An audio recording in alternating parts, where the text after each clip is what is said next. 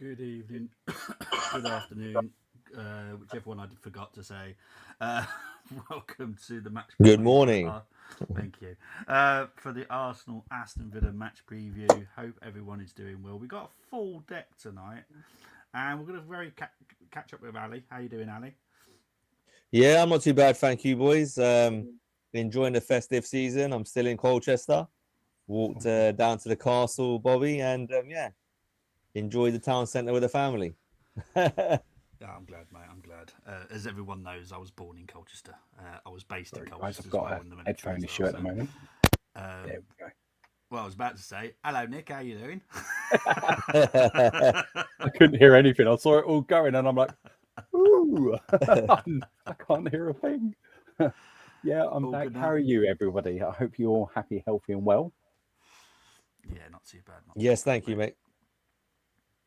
Good. And Neil, Neil, how are you doing, my friend? Hey Obviously, guys, how? first time streamer as well. h- So, how you doing? Yeah, how we all doing? Yeah, I'm good, man. Just been a busy weekend. Had all 7 kids all weekend, so I'm like, yeah, a little bit tired, man. But yeah, no, it's all good. Looking forward to the game tomorrow, which is good. Did I hear that correctly? All 7 kids. Yeah, Wow. man. There's a Wow. lot of Someone them, needs a TV. That's awesome. He's got a five-side team. mate. That's And Spot then it. and, on. and 2 subs, mate. It's all There we good. go. Yes, Neil. All good, all good. Anyway, let's get into the comments because there's other people as well. Big up to Mo saying evening. Quinton Timber or Ruben Neves for DM is Mo's call, I suppose. Must win on Tuesday night without doubt. There is no ifs, buts, or maybes on that one. Bobby, Coach Ali, have you heard the narrative? I'm not even going to get into this. Ali, I'll let you deal with it because I'm not getting into this.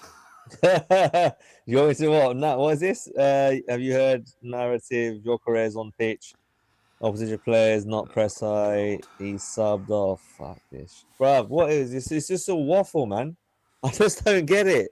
Like, give the guy a break. I know he's not hit the ground running and he's not scoring every week, but blimey, it's just over the top. It's good. It's good for clickbait, rage bait, whatever you want to call it, Yeah, and people are falling for it. So listen, it's up to the individual if they want to take these narratives onto themselves and then start pushing it out in a negative manner. As an Arsenal fan, that's up to you. But I don't really give two tosses about these narratives and whatever. It's not going I to think it's blind just my a chance vision. that Arsenal bash about something, isn't it? Listen, it's own goals this week. It'll be corners next week. Funny enough, the stats show that we're the third best at scoring from corners now. But for some Yeah, reason, when we score corners, yeah. it's corner FC, set piece FC. it's funny It's how that ridiculous. narrative. It's funny how that narrative disappears and moves on to something else. As soon as somebody else does it, always Absolutely. the same. 100%, mate. And it's going to continue. Where Arsenal is a massive football club.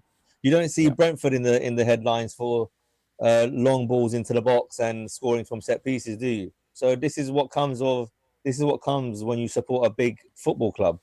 Yep. This is what comes if you're part of a big organization or you're in a sport that puts you under the microscope. So it comes with the territory. If you can't tack it, go support somebody else. Charles, as for your next one, as you know, there is a battle selection. We will talk about the battles shortly. Evening to Dan saying big game tomorrow, must win, cannot afford to draw. Hopefully they will. Yeah, come I agree with good. that. Definitely. Big up to Chris. Please, can we just win tomorrow without? Oh, that'd be nice, wouldn't it? That would be nice. Yeah. That would Big be up nice. to Angie. Hope you're doing well, Angie. Big Yes, up to Angie. Israel saying good Angie. evening, everyone. Did someone say Castle jealous of you, Ali? Culture Castle is awesome. I have to be honest. It's one of my favourite castles. It's not. It's got some original, but it's been done up and it's been made into a museum. It's very clever. Yes, there's I rumors do they're love trying it. to renovate the roof over the next few years as well. Yeah, well, last time I was there, they had it as a Roman exhibit. Last time I was there, Yes. so God knows what they've done to it now. Temmie saying evening, big up to geeks. Please like the stream, and subscribe. And thank you very much. Come Much on. appreciate that, mate. Yes, I know. Well, thankfully, I have seen a video of him doing okay-ish. So hopefully, everyone else involved. Obviously, I know sadly 2 people did pass away, but everyone Yeah. else involved are okay. Just a quick one on that, Bobby. Obviously, we're on live stream now, so obviously I'm in the boxing industry, and it's very unfortunate. There's rumors going around the 2 people that have passed away. They're very close to Anthony Joshua. Okay. One of So them's it's a strength conditioning coach, and the other guy has been with him from the beginning as well. So he's That gone sort out of there thing to you see recover family from. because he's a British Nigerian. He always goes after fights to go and see his uncles and aunties, etc. So this is not an abnormal visit out of the blue. The rumors are now that on ESPN and outlets like that, that the tire burst on a highway and the driver lost control, and then he hit the car, hit the SUV, hit a stationary truck, and unfortunately, the 2 individuals that have passed away, they were on the passenger side.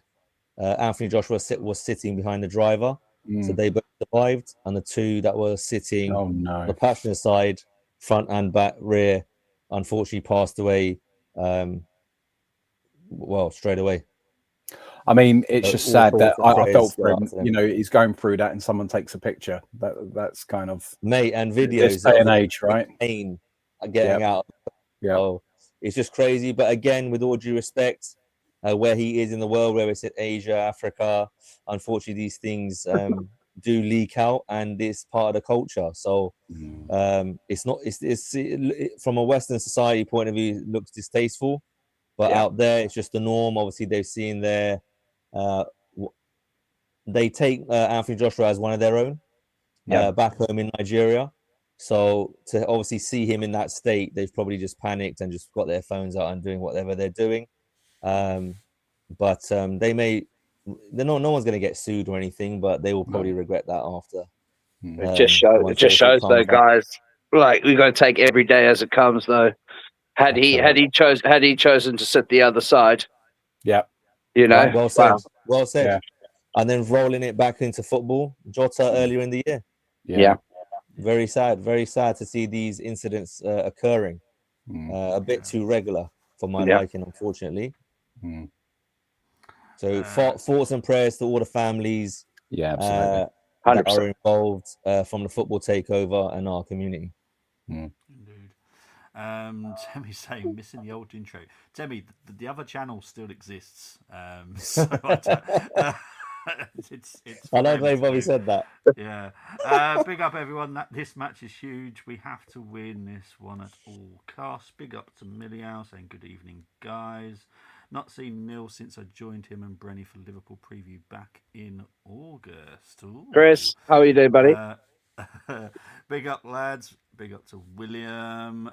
Sam Parsons. Culture Castle is absolutely class. Definitely agree. Sad news from about AJ with Eliam. I think they were the same guys that AJ played table tennis with. That's correct. Very sad. That's correct. I'm wrong on that. That was what we call so in boxing you have your obviously outer circle. That would be the inner circle of his team. Obviously they're out of camp. There's no reason for these guys to be with him. They obviously built a bond over the years, and they're like family to him. So mentally, this is going to take a lot out of. It's not the sort of thing you get over. It's very sad. Yeah, because I think in the adrenaline of the moment, I don't think he's realised that those 2 lads have passed away because of the pain that they've showed, or the video footage has shown of him. So I just hope he hasn't damaged himself too bad. But when the dust settles, when he finds out, he's going to be in bits. Well, that's the thing. I mean, ultimately, the physical damage will heal. The psychological will just take. Yeah. If it does, but that can take a very long time. Indeed. Yeah. Always one idiot. Unfortunately, it happens all over the place. Very sad news, says Charles. I did video on it, sending prayers. I also said more important things than potentially no AJ and Fury. Yeah, exactly. Well done. Well said, Chris. Bobby, is Emery punching above his weight, or is this his weight after all? Well, he's won trophies. We'll get into that. I was going to say, I feel he's at his weight. A top class manager. Yeah, absolutely. Sorry. For me, I say he's he's not. I wouldn't use the word punching above his weight, but one thing I have realized with Unai Emery over the years is whenever he goes to a big club, he does kind of struggle. I mean, the first year at PSG, as an example, obviously he came to Arsenal. I was happy with the appointment at the time. I was okay, let's give it a go. But for me, he's a cup manager. Yet to prove anything in league, in any league. Obviously, the French league. I think us four can go and put ourselves together and win the league with PSG and Messi and co. And Mbappe and whoever else he had back then, Cavani and all those guys. With all due respect to the French league, for me, he's on a fantastic run of form. But if this carries on until the end of the season, I'll change my tune. But at the moment, he's an outstanding world-class cup manager, yet to be proven in league management, in my opinion. A bit like Tuchel. I think he's going to struggle as soon as his team gets deeper into the season. Plus the other sort of cup games and stuff they've got. I think he will start to struggle as his sort of team starts to deplete. With a small squad, I think they'll struggle. Okay, so question to you guys: both managers. You got both managers, right? From this moment forward, who do you think would be more likely to land the trophy with Arsenal if you go from here on out? Arteta or Emery? Neil, if you want, you can go first. You know what? That's a great question, Nick. I think look, I like Arteta. I've always backed Arteta. There's a few things I don't like recently that I disagree with, but I think most fans do. But I still think I got to back my man this season to get us a trophy, a trophy and something maybe hopefully bigger.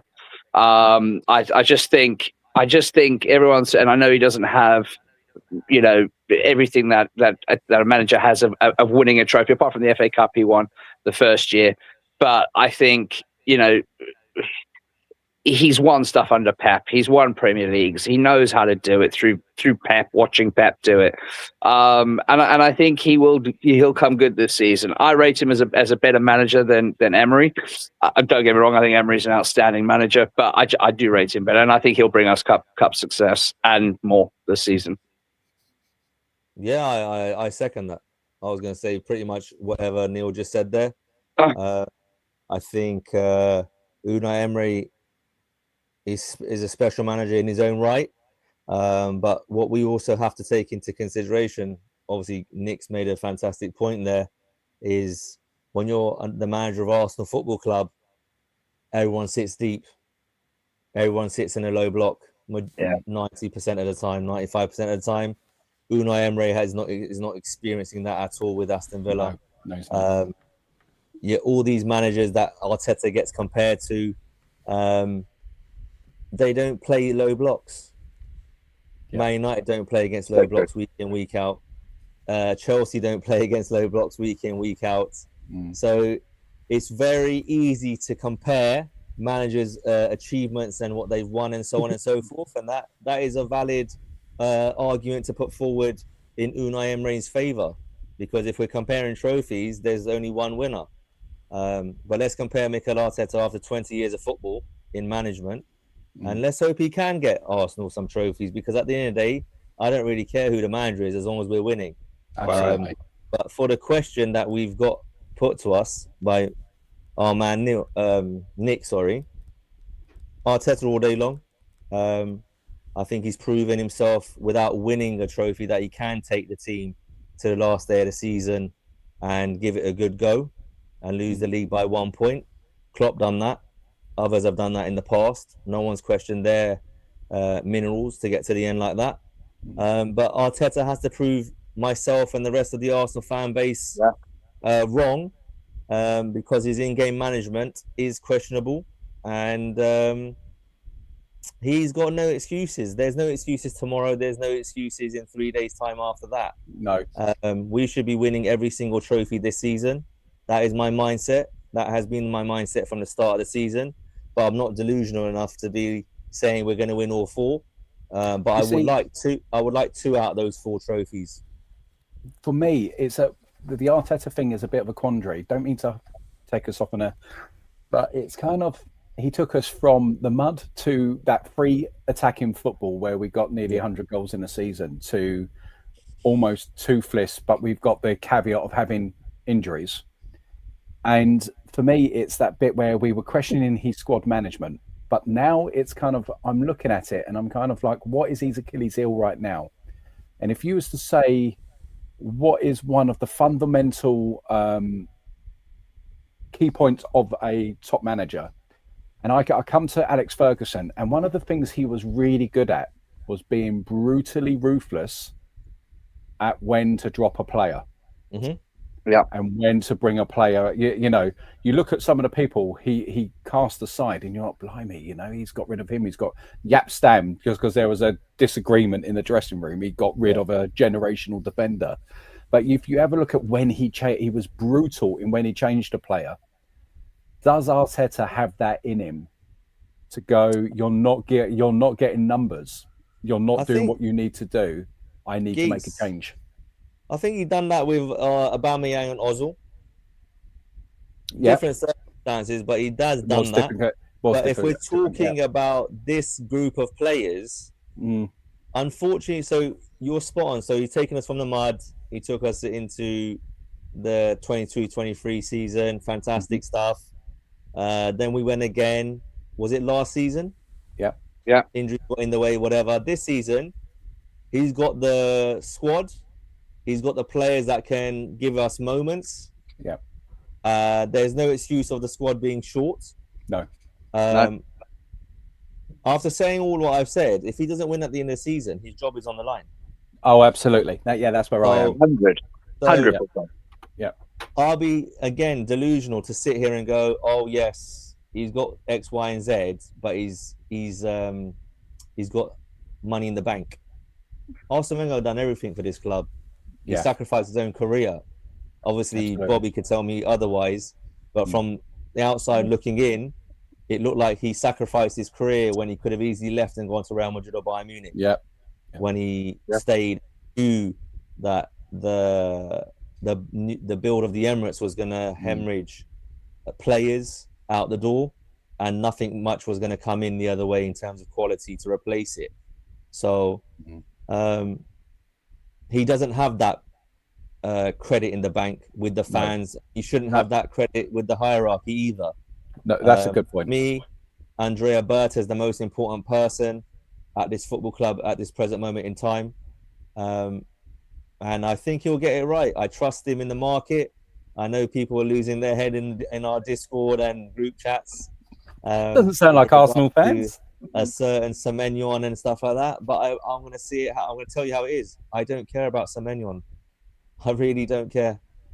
I care about Arsenal. I care about Eze, Martinelli, Leo Trossard. I was saying it in the summer, guys. The people we've got need to perform. I didn't care. I said this to Bobby in the summer and I don't care about Liverpool signings. I care about who Arsenal bring in and what Arteta, our manager, does with those signings. Absolutely. And so far, we're top of the league. We're top of the Champions League. Doesn't mean much because it's not the knockouts. But if we were fifth, people would be saying we were having a nightmare of a season in the Champions League. Arsenal can't win. We won 6 out of 6. We've conceded 1 goal and scored 17 goals in the Champions League. I wonder why that is. We've scored 17 goals in 6 games because teams attack us. We don't face the low block. Club Brugge were attacking us. But Aston Villa will go into a mid block. They won't go into a low block tomorrow night. Yeah, I agree. You got Liverpool and Man City going into mid blocks. Club Brugge are not doing that. Olympiacos are not doing that. No, they're treating it like knockout football. Then our attacking players are finishing their dinner. But one thing I will say, and I'm sure we're going to get onto it shortly, we are creating chances in the last 3-4 games. Our players are missing gilt-edged chances, in my opinion. That's got nothing. I know Bobby said it last time about the training and the finishing, and they're basic elementary finishes. I'm not talking about a hard finish. Everton, side foot. What is Trossard doing? It was harder to miss that score. I'm with you, Alex. Martinelli the other day, ball comes across the box. You have to put that on. You get that on target, it's a goal. These are type of finishes. Minimum get a save out of the keeper. 100%. And we're not doing that because when the goalie's saving it, straight down his throat. Yeah. Sorry to say that first moment as well with Gyökeres up front. Sorry, I didn't miss that on purpose. Gyökeres out. Yeah, you should have buried that. And if you're going to miss, I want to see some venom, because that's how you finish. That's what I want to see. I want to see hunger. I want to see anger. shot, mate. Don't be timid, because you don't come across to be a timid guy. You Sometimes don't go we like shoot this. that ball like we haven't done leg day. Exactly. You don't celebrate like that if you're a timid person. Yeah. You do that because you've got slight bit of arrogance about you. And while we're on this, I want to obviously, I know a lot of this is going to come up later in the show, I'm sure, but I think that's what I want to see from Gyökeres. I want to see some anger. I want to see him shouting at Saka when he's not passing the ball to him. I want to see chemistry. I want to see that bit of guile, that bit of give me the freaking ball and let me score a goal. Like Declan Rice does. Yeah. Could you imagine Righty in this team not getting the ball? Gosh. What would he be saying? Grabbing him by the throat. Yeah, he freaking would be. Walking back down the tunnel at half time. What would he be saying to him? Yeah. Give me the freaking ball. Give me the ball. He would be saying to him, wouldn't he? Play the ball to me. You know where I want it. Play it. Do you know what, lads? I said this to Bobby a couple of streams ago. I wish someone like Henry or Ian Wright, coach our forwards, can go and speak to Gyökeres and go and speak to the forwards in general. We've got to pick him just up for half an hour. Yeah, that's all they need. And just be like, listen, boys, you're playing. Ian Wright needs to be there because he's similar in terms of on the shoulder to Gyökeres. Yeah. And Henry just for the mate. You've got a statue outside the stadium. Yeah. You've won everything. Yeah. You're gonna talk you're gonna calm us down in these situations. Yeah. You got what did Henry say best? Arsene Wenger said to him, like, you're gonna play out front. No one's running. He's running the channels, and then he goes to Arsene one day. I'm not getting the ball, boss. Yeah. Like, what am I supposed to do?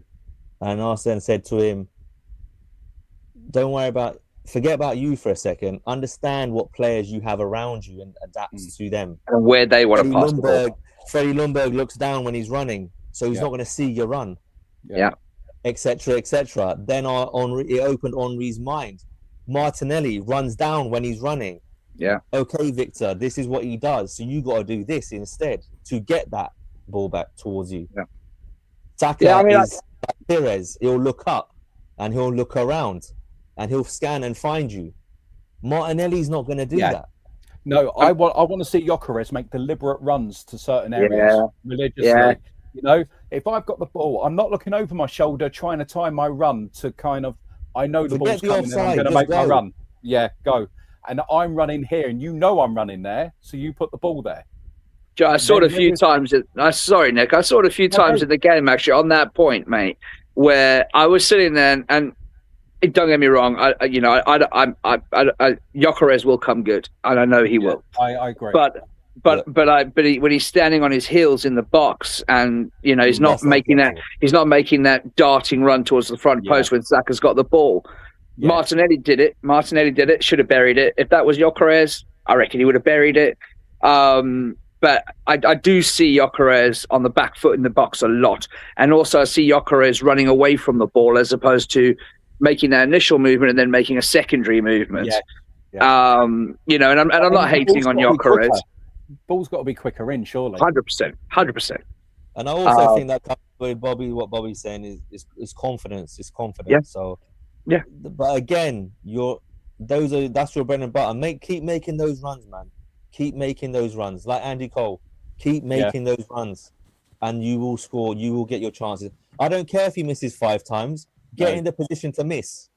Well, that's it, right? That's right it. Now that means you're getting chances. That's all I'm gonna. If I was in that change room, that's what I'd say to Victor. I'd be like, mate, tomorrow night, keep running them back towards their goal. Those 2 centre backs. I just don't want to see them. I them. don't care if you miss for 60 minutes, and the fans are going to get on your back because you keep missing. Yeah. But do not stop doing that. Yeah. I just don't want to see our forwards stuck up against defenders when they're stood there. Because if you're the midfielder looking forward, it's like, well, he's marked. Who are you passing to? Someone needs to drop off, make a run in behind, whatever. Just give me something to hit at. And that's why Odegaard goes. That's why Odegaard goes sideways a lot. Over. Yeah, exactly. Because Odegaard, I said this to Bobby on the last stream. Odegaard plays for Norway. He's different. Yeah. Because he knows Haaland's on his bike. He's going. Yeah. Guys. Okay, I'm ready to add someone else. And Come on. I've got an interesting idea, and this person's answer to the question that Nick asked. And I left him backstage. I did message him privately as well to make sure. I'm going to add him at the right moment. This is the right moment. A. I know who it is. Oh no! It's our football takeover. Ali, if Anthony's available, can you send the link to him then? Because I didn't know Anthony was available. I thought it was. Yeah. Okay. No, so if you can send the link to him, because obviously I'm on here now, I can't just go on there. 1 sec, I might have to come back in then. Yeah, no worries, mate. But it is Dylan, my good friend, Dylan. Yeah, Dylan. Now, Dylan, firstly, how are you, my friend? I'm good. I am good. Yeah, I hope you can hear me okay. Cat brother. I know. If you've noticed, I've shaved my beard. The tutorial of Ali was taking too long. Yeah. Sorry, but I'll back in it. Right. Okay, what's the question? The reason I left it right at the last moment. So Nick asked a wonderful question regarding I think this is right. With the team that we've got, who is more likely to win at the end of the season, Unai or Arteta? I'm interested with your answer. So just so I know, it's if Emery was managing this current Aston team, this dressing room, he would. Emery would. I don't think Arteta. Look, Bobby knows. Most of us probably know I'm not the biggest fan of Arteta. But I think with the experience of like big games, is like Emery like winning like the Europa League and stuff like that. I just think if he got the money and the investment that Arteta got, I think we'd be in a better place. I know Arteta brought we were a broken team. Like the team was in bits. As you said, like you always a Aubameyang. Like it was madness. Like what Emery had to do when Arteta came in, he fixed it. He brought us back up to where we belong essentially. But I think with Emery's like experience and like big moments, like I think he'd do it with this team. I honestly I do. Now, look, that might not be everyone's answer, but I think Emery. I think we got rid of Emery too soon. To be honest with you, I've stated this very clearly. Emery was a band-aid. Never wanted him. I feel sorry for Emery personally. I don't get all the hate for him because at the end of the KSE wanted someone else, couldn't get him. They waited a year, so they had to put someone in place. But no matter what Emery did that season, he would have gone. It would have been Arteta. It's just the way that KSE were at the time. But thankfully, Josh is now in charge, and I reckon it probably would have been slightly different back then if Josh was in charge. But Stan is Stan, and he's a stubborn git. But no, I had a feeling that's where you would go because I'm of the same with you, Dylan. I personally think if it was Unai or Mikel, Unai's winning. Mikel is not proven to me, and I still don't understand where people think that he's proven because he's not. Unai would have won in my opinion, if we're going down that route, then Unai's winning us the Carabao Cup and FA Cup, and maybe a run in the Champions League. But I'm talking about the league as well. The narrative he's not of Villarreal, Sevilla. He was mediocre in France when he should have been winning the league by a lot more than he was. Sevilla, Villarreal, Champions League, Europa League. We're talking about with this dressing room, Ali. If you think how strong we are defensively, and you look at Unai Emery's team and what he's done with the resources he's got, I would project that he would still continue with a strong defence for Arsenal. Where I think he would make a key difference is how he uses wingers and forwards. Yeah. I think he would do better with this Arsenal attack than Arteta's currently doing. I feel like that's our weakness right now. And I feel like he would get us to transition the ball quicker. That's the only cat amongst the pigeons. Would they? That's absolutely defensively, fine. I'm just like defensively, I think they'd be level. Attack-wise, I think Emery would get more out of this. I just think Arteta's too defensive-minded, guys. We've seen it over and over again, and that's not a bad thing. Look, we know all the years people have won, the Premier League, it starts with a really, really good defense, and we know that, and we understand that. But I just think where the difference is, and I'm Arteta. I like Arteta. I think he will do something for us good this season, or he better do it anyways. Yeah. But at the same time, I just think, like you said, and you made a really good point there, in the transitions in attacking, I think Unai Emery gets more out of our attacking players, because he's not solely defensive minded. You're spot on, boys. But the key point comes back to this: we do transitions very well in the Champions League. Yep, proving that this season. So again, it comes down to, let's bring back Unai Emery if that's what we want. No problem. I'm not saying that was my answer. Wait a second. That was just an objective question. No. On looking how we're going forward. Let's bring him back, and let's see how he deals with low blocks. Because all the transitions can't happen against a low block. So all I'm saying is if you, okay. No. I was going to say, because the one thing that I think we're experiencing low blocks, and we are doing two things that help the low block. One is that we are too slow and not direct with the ball itself, and secondly, there is not enough movement in the forward line. I think Emery would encourage more movement in his wingers, in how they move and receive the ball, and how he wants them to. I think he would encourage them to play on the outside and balls into the box, which is automatically we don't see enough of. It causes I agree with that. We're whipping more balls into the box this season than any other, and we're still not achieving anything. So for me, if you're going to replace Arteta, I want to see Luis Enrique.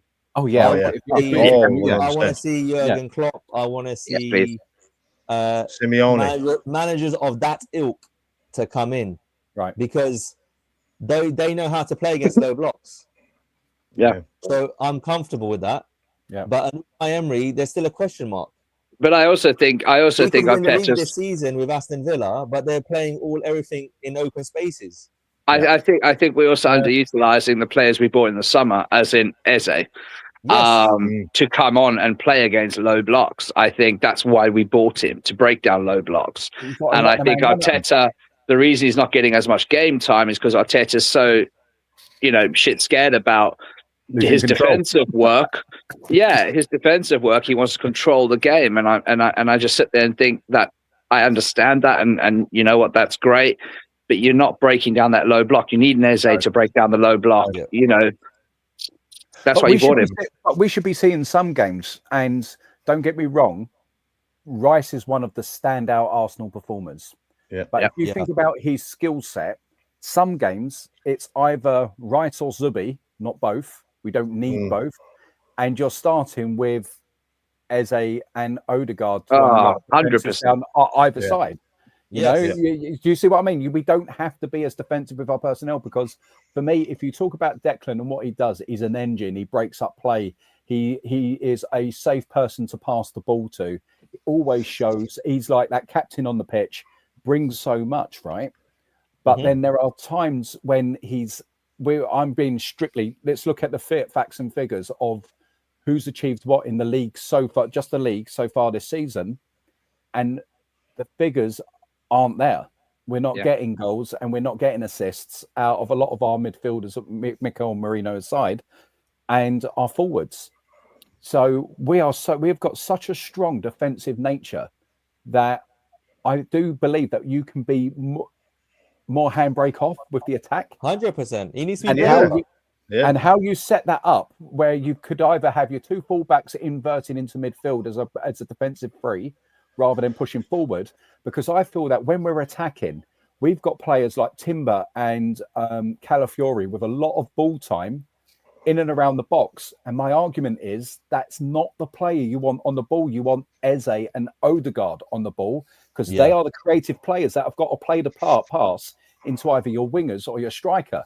And that's what it's that little bit of attacking sense. And I think there is too many times we are over-inverting and changing in phases and all the rest of it, that there are defensive players have the ball too often in attacking areas. No, I agree. I agree, mate. you've got to kind of go, okay, we need less of that. Let's make sure the base is there. So if we lose ball, we've got a sound defensive structure.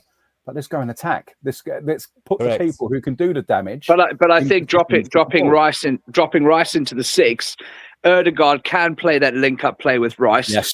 He's good defensively. He is good. He can hold the ball up. He can, he doesn't often lose the ball in that lower position, and then play as a higher up. So you can play the three of them together. Absolutely. And it could work particularly against a team like, Villa. You break them down so quickly.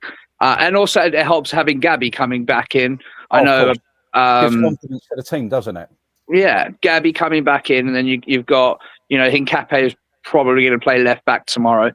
I think you're strong enough defensively to deal with what a team has to throw with you, with Rice in front of the defense, and then playing Ødegaard in a slightly deeper role, sort of box-to-box midfielder, and Eze playing higher up. Yeah, but gents, what I was trying to describe there doesn't necessarily mean that's got to be the start of the match. No. That could be the final 20 minutes. That could be a phase in a bit when we're absolutely going. But do you know what I mean? It doesn't have to be. Hopefully, we're not chasing the blasted game. But do you know what I mean? There is a time. Yeah, no, you're right. You don't have to start. You all make valid points. You all make valid points, and you're not wrong in what you're saying. So then that comes down to the manager adapting to what he's got, and him developing as a manager himself. Yeah. Now he's either gonna win us trophies and we'll be content, because I'm not going to be happy with the way he's played this season and the way he's gone about it. Ever since the Sunderland game onwards, I'm not being impressed with Mikel Arteta, but we keep winning. So as long as we keep winning, 2-1, 2-1, 2-1, I'll keep taking it, because that's 3 points, 3 points, 3 points. But it's very fine margins, and we are very, very close to going the other way and losing. Yeah, I agree. Like Liverpool earlier in the season. And then we're out the title race. Yeah, so I agree. It's up to him to adjust and adapt. From what I've heard from Bobby and others, and from just what I see of Mikel Arteta, he's very aggressive in his press conferences, but he's very passive and very negative in game state. Right. So you need to back up your talk with the actions on the pitch, because whenever we're 2-1-0 up against Brighton, all of a sudden we sit back. I'm like, what's going on here? Yeah. Like, go get the second and third. I say it in the Discord. I say it in the chats. Right, let's go get the next one. I'm saying it because I know what's going to happen. He's going to do the opposite and sit back. Yeah. But do you remember he needs to get that out of his system, because he's not Simeone, and this is not La Liga. Yeah, no, I was just saying. Remember, like 3 seasons ago, there when we used to come out and we were beating teams 2-3-0 in the first 15 minutes.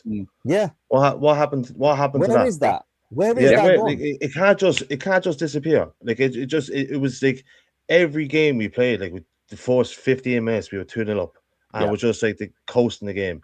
Now it's 1-0 up. Let's sit back now and just soak up the pressure a little bit, and then you have the whole stadium nervous. I'm sitting on the edge of my couch, don't know where. Exactly. Like don't know what to do. Like it's madness, like the way it's going. But what frustrates me the most is that the fact is that he's 7 years into the job now. Right. I know that, as I said there, but 3 seasons ago we were blowing teams away. But since then he hasn't figured out how to break down a team sitting low block. We play low block 40 times a season. Every single week, no matter who we play. We had Pep Guardiola's Man City sitting with 11 men in the box.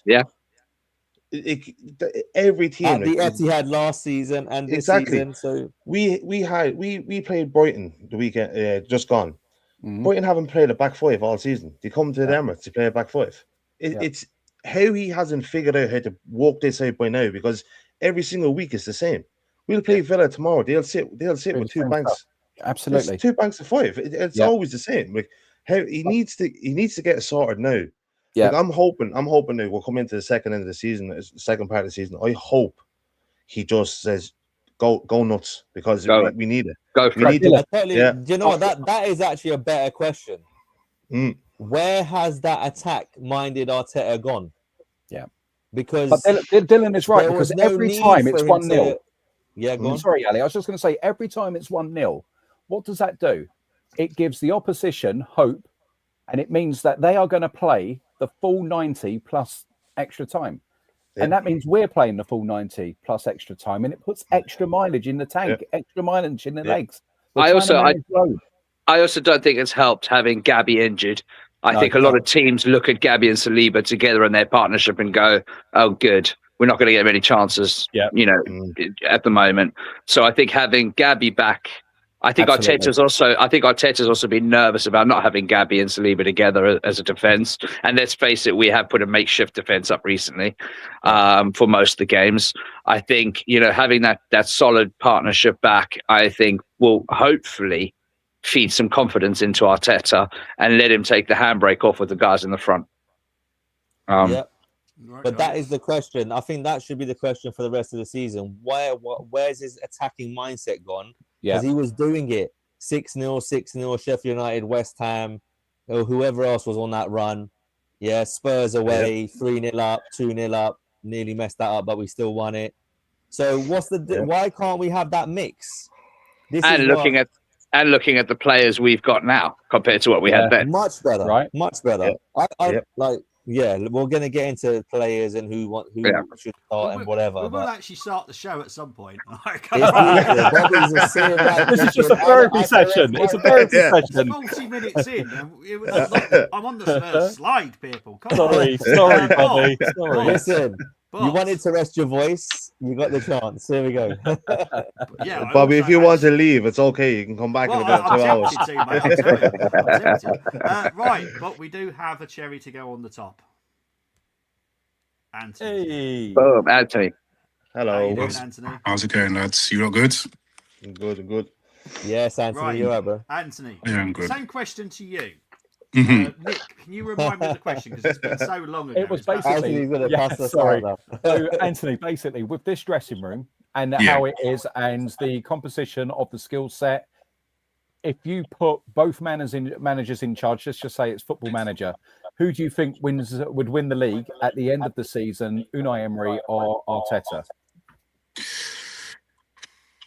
That's a tough one. Getting on previous experience and what Emery's done in terms of what he did with Lacazette and Aubameyang, and we went to 22 games unbeaten. We went to the Champions League final, getting over loss. I would go for Emery. Yeah, sorry, the Europa League. I'll go for Emery. Emery. Yeah, because he got the best out of our players when they were on form. At this present moment, it just, But then at the same time, I get what Anthony's saying as well. But again, I'm going to say it. That was for 20 games. And then after that, what happened? Yeah, I know. He lost the dressing room. That's the thing. He lost regressed. We got worse and worse. He got the Europa League final and we got smoked 4-1. Yeah, he lost in the big game, in the big moment, which was the Europa League final. Yeah. How did that performance happen? So surely you can't lose the dressing room. You're in the Europa League final. You win that. You make a lot of massive history at Arsenal Football Club, right? Wenger lost to Galatasaray on penalties. Vieira, remember? Yep. Yeah. And numerous occasions with that squad in that era. Europa League. I think that was a big chance. Valid there though, because don't forget that is the dressing room that Arteta struggled with and had to sort out all the different peaks. Exactly. He had to get. Don't forget. He had to get rid of certain individuals from that team who Emery got the best out of. If you look at Aubameyang, when Aubameyang came in under Arsene Wenger, played as a striker, Emery moved him onto the ring, played Lacazette up front. He got the best, the both out of Lacazette and Aubameyang. Arteta couldn't do that. He shifted Lacazette back into a false 9. And with Aubameyang, obviously, yes, made him captain. And then we all know what happened after that with the stuff that was happening between them two. And it's just like, if Emery could get a tune out of these guys, Arteta couldn't. So, Emery's got the experience in terms of what he won with Seville back-to-back. I remember the game against Liverpool like it was yesterday. How he tore Liverpool apart, how they tore Liverpool apart. Yeah. This, from what I'm seeing right now with this manager, he's taken Pep's philosophy to that degree in terms of being defensive-minded first in the way that we're playing currently at the present moment.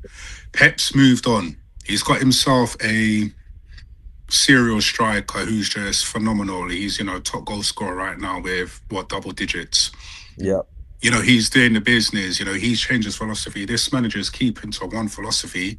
And again, it's the definition of, what's the definition of insanity? You play the same way each time, expecting a different result. Yeah. And to be quite honest, I'm not happy with the performance that I've been seeing since the Sunderland game. Yeah. We're relying on own goals, because I was in a group chat the other day and people saying, teams are afraid of us, that's why we're scoring own goals. I don't want to be hearing that rubbish. I don't want to be hearing that rubbish. Like, we used to kill off teams. Now we're just scraping by. Yeah. Now we're just literally scraping by the games. Noni, who wasn't my ideal choice, but he's here, I've got to support him. Yeah. He can't even get a Premier League game. Why does Saka have to be on the pitch 24/7? And Saka, some of the games, even though Saka has been our most creative player, I'm saying you have to sub him out sometimes. Noni hasn't even played in the Premier League for the past, for the 2 games, he's been an unused sub. Why? Yep. The manager, and again, it goes back to the manager in terms of his man management. Yeah. In terms of utilising the whole squad. Yeah. But there's a couple of people that I feel sorry for, but I'm not even going to go into that because I spoke my piece the other day. And I think you've made a really good point. I think Arteta's, if we're going to win the league, he's got to take those players that are performing at a 5 out of 10 and a 6 out of 10. Like I said in the summer, it's not about who we're bringing in, it's the people that are currently with us. Yeah. He's got to take those 5/6 out of 10s and he's got to get them to perform at 8 out of 10s.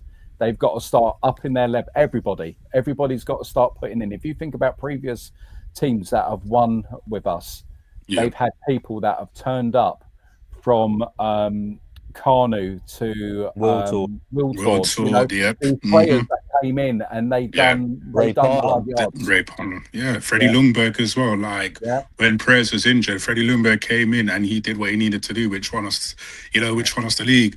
Right now, we've got guys who are not performing what they should do. You've got guys who have come in who, Eze's been given a lot of stick. And I'm like, look, Eze's come in when he didn't have a pre-season with us. He had one with Crystal Palace. Yeah. They play 2 different styles of football. Gyökeres, I don't know what's going on with him because from the Berlin game, it looks like he was hitting form come the Berlin game because that was one of his best performances as well as the Newcastle game. He's now gone backwards. Yeah, he has. He has gone backwards and it's like he's now regressed to what he's used to back in Portugal in terms of every time I see him, either he's getting bullied by the defender, he's dropping to the ground too quick. Yeah, that's it. Dropping to the ground too quick, not being strong enough. Yeah, landing on his heels in the box, not making direct runs. Yeah, exactly. And now that Kai Havertz, apparently, from what Hannah Vezel just posted up, I think Kai Havertz is going to be in either in the squad tomorrow for the Aston Villa game or so. That's going to be very interesting. If he's favourite guy. Doesn't improve the confidence, does it?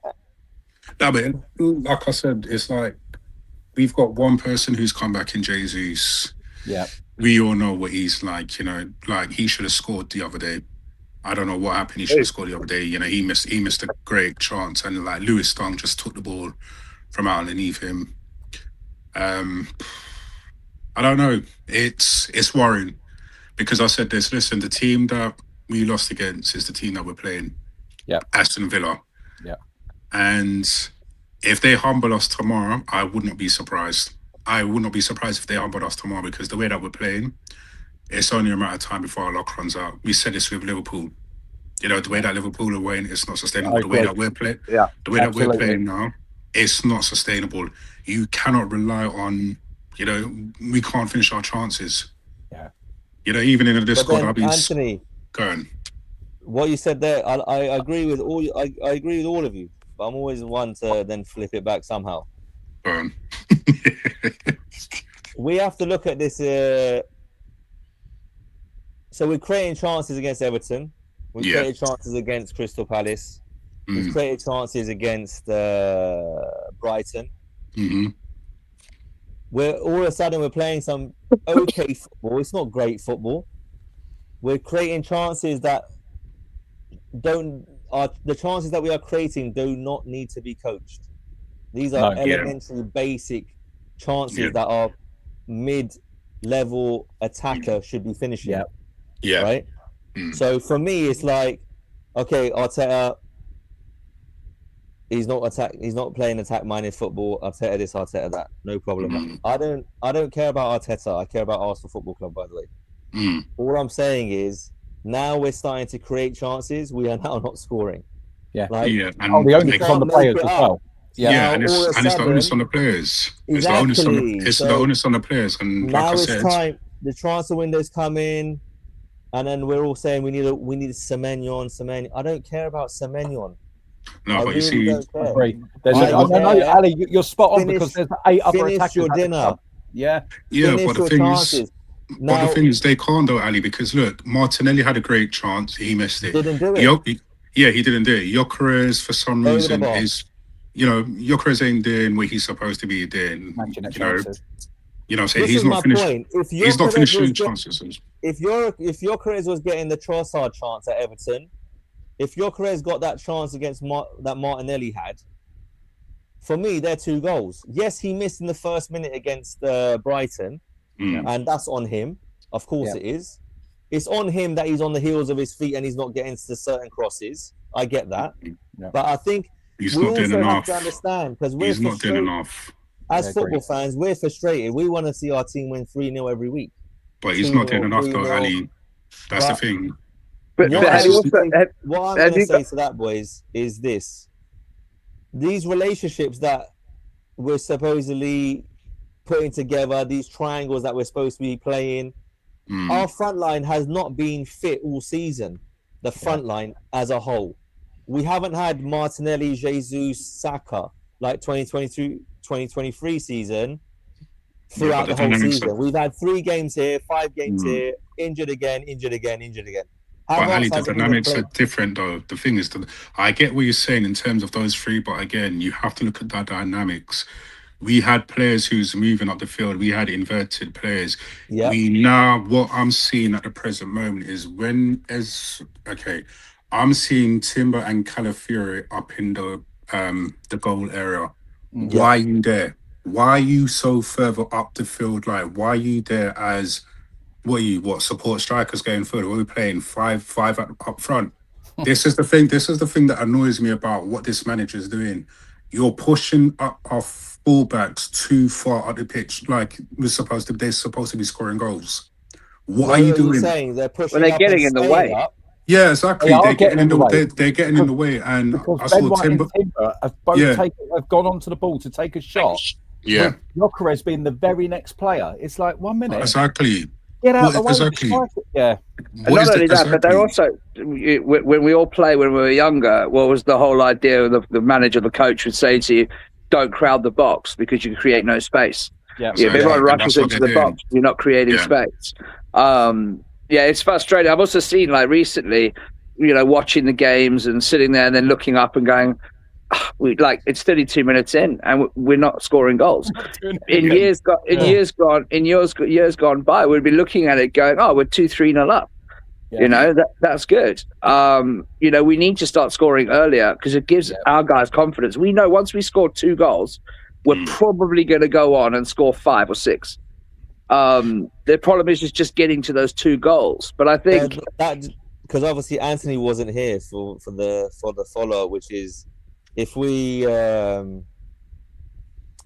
to put your Martinelli's, your Jesus's, and your Saka's, right, in 2022-23 season, we were smoking these teams, weren't we? Yeah, but in again, the second half of the season. Again, it's different. So why is Mikel Arteta gone away from that? Because he cares more about the controlling aspects of the game, suffering the teams in terms of the midfield. But back then, he never cared. Yeah, I'm not saying back then he didn't care. Obviously, he's adopted.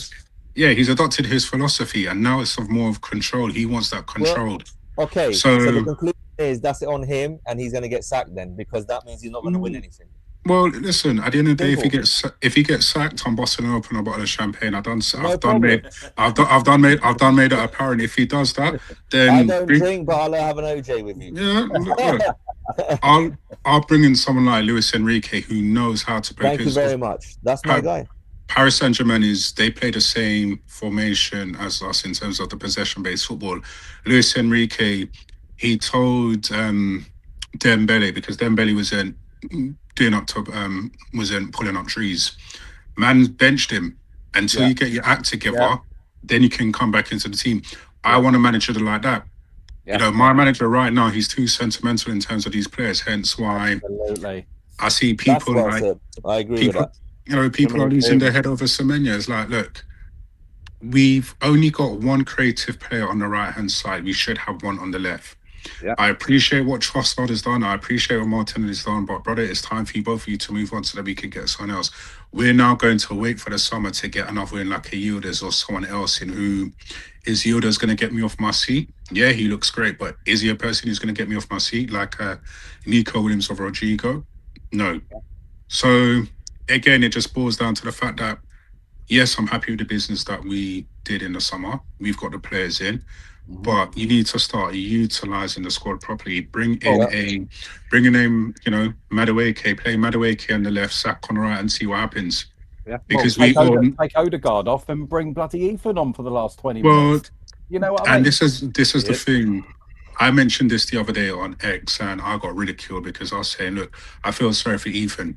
Yeah, I do. Like, he's not. Yes, he's played X amount of games. People are giving me the stat that he's played over 50 appearances. He's the first player to, I think it's either 50 appearances for Arsenal from 17 years old, etc., etc. Miss me with that bullshit. Miss me with that rubbish. Pardon my language.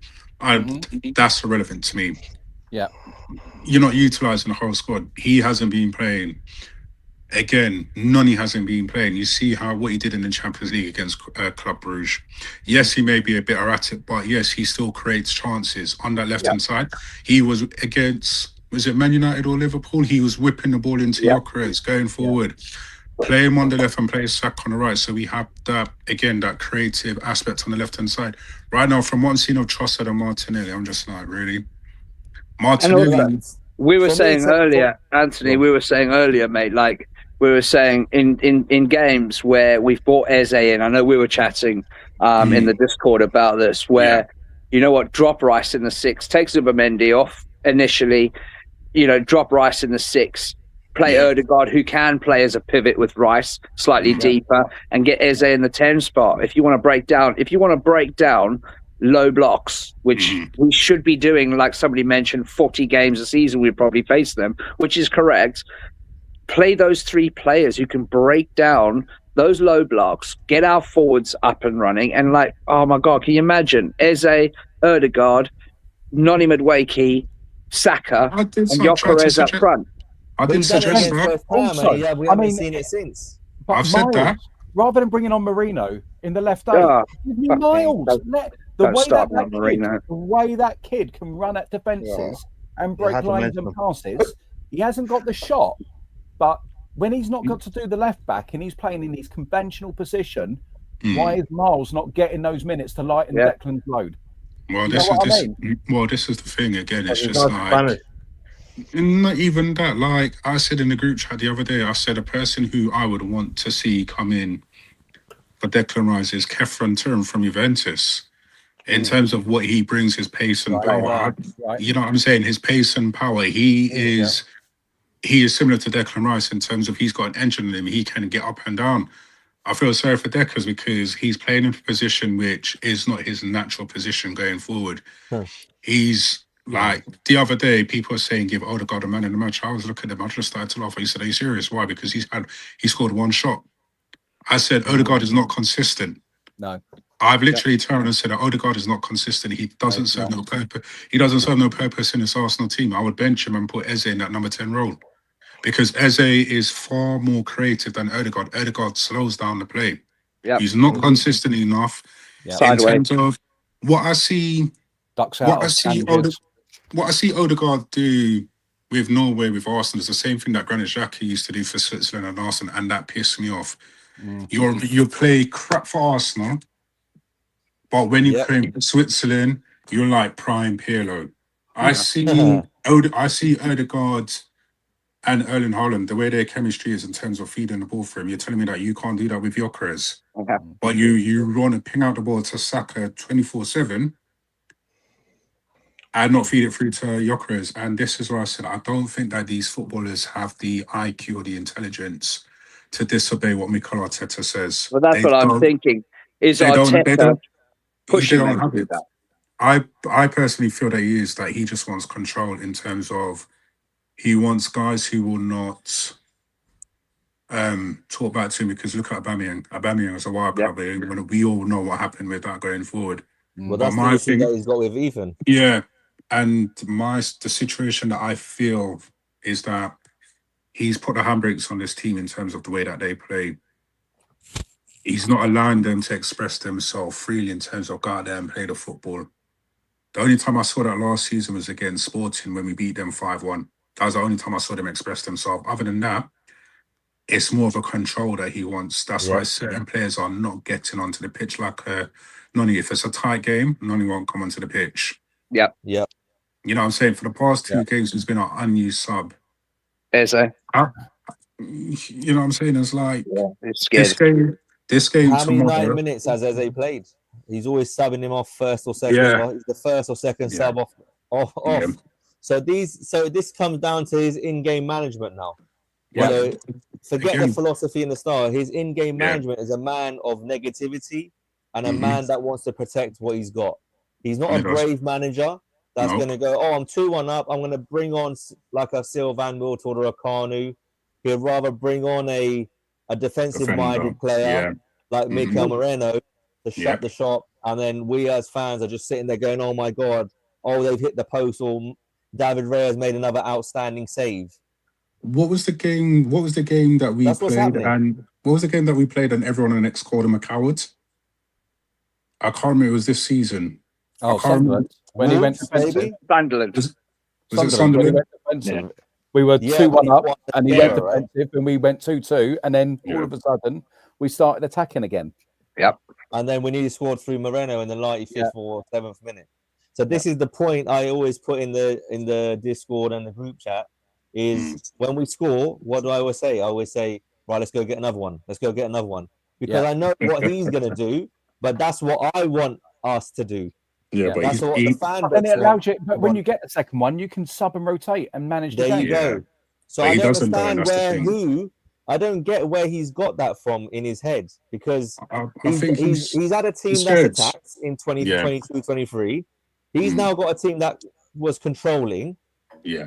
Now he's gone too far the other way, where it's too much control and not allowing your attackers to express themselves. But really, and your Gyökeres and your Nonis to give you moments.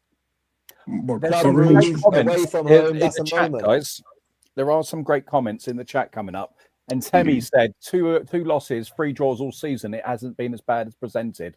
I hear that because we are top of the Champions League. And I think, and I do get it, we are there, but it doesn't feel good, does it? It's the feeling and the message that we're currently sending out to the Premier League. It's like we're hanging on by our fingernails, and this is all about to go,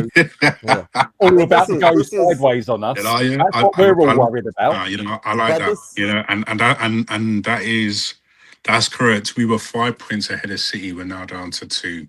Yeah. It just speaks volumes that, again, we're scraping by in terms of this Premier League. I know in terms of, I think people's got it in their head that we're already Premier League champions. I'm like, listen, at the end of the day, I want to see a better performance tomorrow, because if I don't see a better performance tomorrow, I'm just going to get domino down. You know what I mean? There's going to be questions going forward in terms of what exactly is going on behind closed doors. Yeah. I think someone, like who's ever interviewed Mikel after the game, I think someone should actually ask him the right questions. And I think there's someone who I'm going to message tomorrow morning when I wake up and say, if you're at the game tomorrow, you need to ask these right questions, because I don't want to see another performance like the one I saw against Brighton, because, again, if David Raya didn't make that fantastic save, that would have been a draw. It's 2-2 and we're third. Exactly. You get where I'm coming from. So yeah, 100%, Anthony. Yeah, people are saying, "Oh, we're top of the league, we're top of the Champions League." I'm saying, look, how long are we going to be top 4? It's all good. We're top of the league, but to me, 2 points, we come unstuck or we get humbled by a team. What's going to happen then? There's going to be head loss. I just feel like we're making it hard work for ourselves. Exactly, 100%. And we shouldn't. And this is the thing: we shouldn't have to be. No. Or like even Chelsea. Like I was saying about the Carabao Cup, we're playing Chelsea. We couldn't even beat them at their ground, and they had 10 men. You know how embarrassing that is. Yeah. Look at the team that we got, the players that was on the bench, and you're telling me that we couldn't beat Chelsea. 10 men, Chelsea. One of their midfielders, you know, Caicedo, who, yes, pound for pound, he's as good as Declan Rice. You know, some people say he's better. I just like whatever in it, whatever floats your boat. Yeah. You know what I'm saying? Two things can be true at the same time. Yeah. But for to not to beat them and the way that we're playing at the present moment, I'm just like, yeah, that's what I'm saying. I get it. It's not the you know what I'm saying? It's not the statement. You see City putting people to bed. Exactly. We're not doing that. And we've got a better team than City, but we're not doing that. Yeah. We're not doing that. And again, it comes down to the fact that what is this manager actually telling these players in terms of what to do on the pitch? Do these guys have the ability to disregard his orders and say, let's play our football? That is what I would like to ask an Arsenal player. Like, what exactly are you guys doing on the pitch? Because right now, you guys are not looking like champions at the present moment. It's like squeaky bum time. Yeah. I said that the other day on X and got absolutely ruined for it. And everyone was having a go. And I turned around. I was like, guys, we're not acting like champions. We're not. We're not. And like I said, we've been in this situation where we've been ahead of City and we know how that story goes. You know, we know how the story goes in terms of, you know, with us being City. Can we sustain the pressure? That's another thing. But again, tomorrow is the big game in terms of we need to turn over Aston Villa. I want blood. I want to see. No, I'm serious. I want blood. I want to see us destroy this team, because if it comes that we end up drawing or losing this game tomorrow, serious questions are going to have to be asked about this manager going forward, because you've got to play. This is your squad. Yeah. You've been backed for how many years in terms of you building this squad? We've got the best defense in the Premier League. Yes, I know at times that we've had injuries going forwards, which is why I said in general, I think we need another defender, because our whole back line is just injury prone. But besides the point, who would you start up front? And that's my question to the panel, because personally, I feel that I would take out Gyökeres from this team and either play Kai Havertz or Jesus up front, because he needs a wake-up call going forward. He's not performing, and I was a big, I want him at a football club, and he's not delivering at all. I would probably start Jesus up front. I don't think Havertz would be ready to start a game, obviously. Yeah, I hear that. I would probably start Jesus in the game and then bring Gyökeres with 20, 30 minutes left to play. See if he could do something, because that's apparently when we seem to giving all the chances to Jesus. So let's switch the tables and give all the chances to Gyökeres, and let's see if he can do something or not. Do you know what? This game is almost crying out for a 4-4-2. Yeah. I know it sounds stupid, but Gyökeres with a strike partner, even if he was playing as a 10, because then you could play Eze further forward, almost like as that second striker.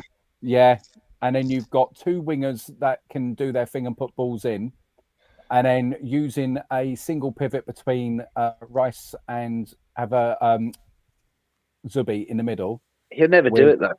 I know he won't. But for me, I honestly would just want to try and change that shape in how we're going in. I feel like Gyökeres needs someone sometimes up alongside him.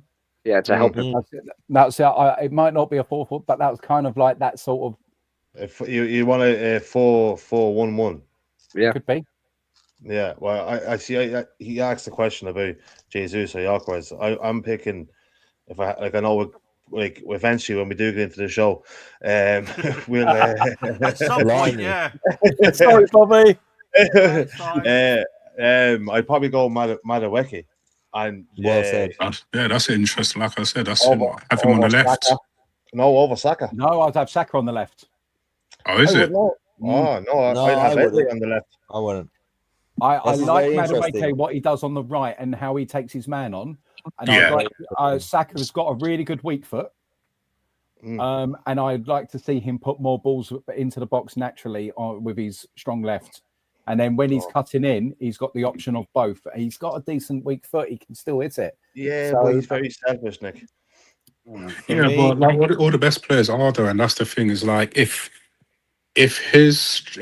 your striker that you've got there, if he's not scoring the goals or you're not confident that he'll put it away, I could see his point to the degree, but yes, he is selfish. But again, it's up to our striker to say, look, you got to, pass I'm the the main ball. man. Give it me. Give me You the know what I'm ball. saying? But again, exactly, this is the thing is like, if Gyökeres is not careful, he could be third choice striker.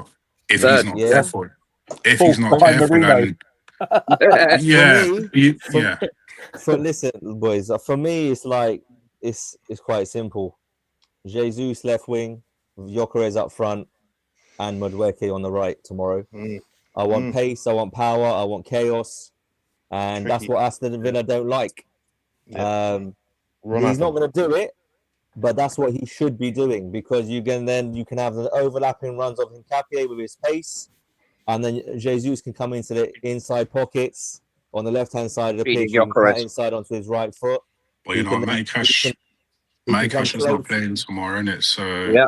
Are whoever's Villa This is on what I'm 3 saying. wins on the bounce with us? Pardon? Are Villa on 3 wins on the bounce with us in the league? Bobby can tell us that. I don't know. Well, once I start the show, think we'll get it's- into it. But, Oh, sorry, my bad. Let's start the show. If we are, we need to do something different. Oh, sorry. But listen, we'll get into the teams and who we think later on. Let's get going. Yeah. Right, let's Bobby, get we through can the see it for 3 hours. just one more question. I'm joking. Go on. I'm joking.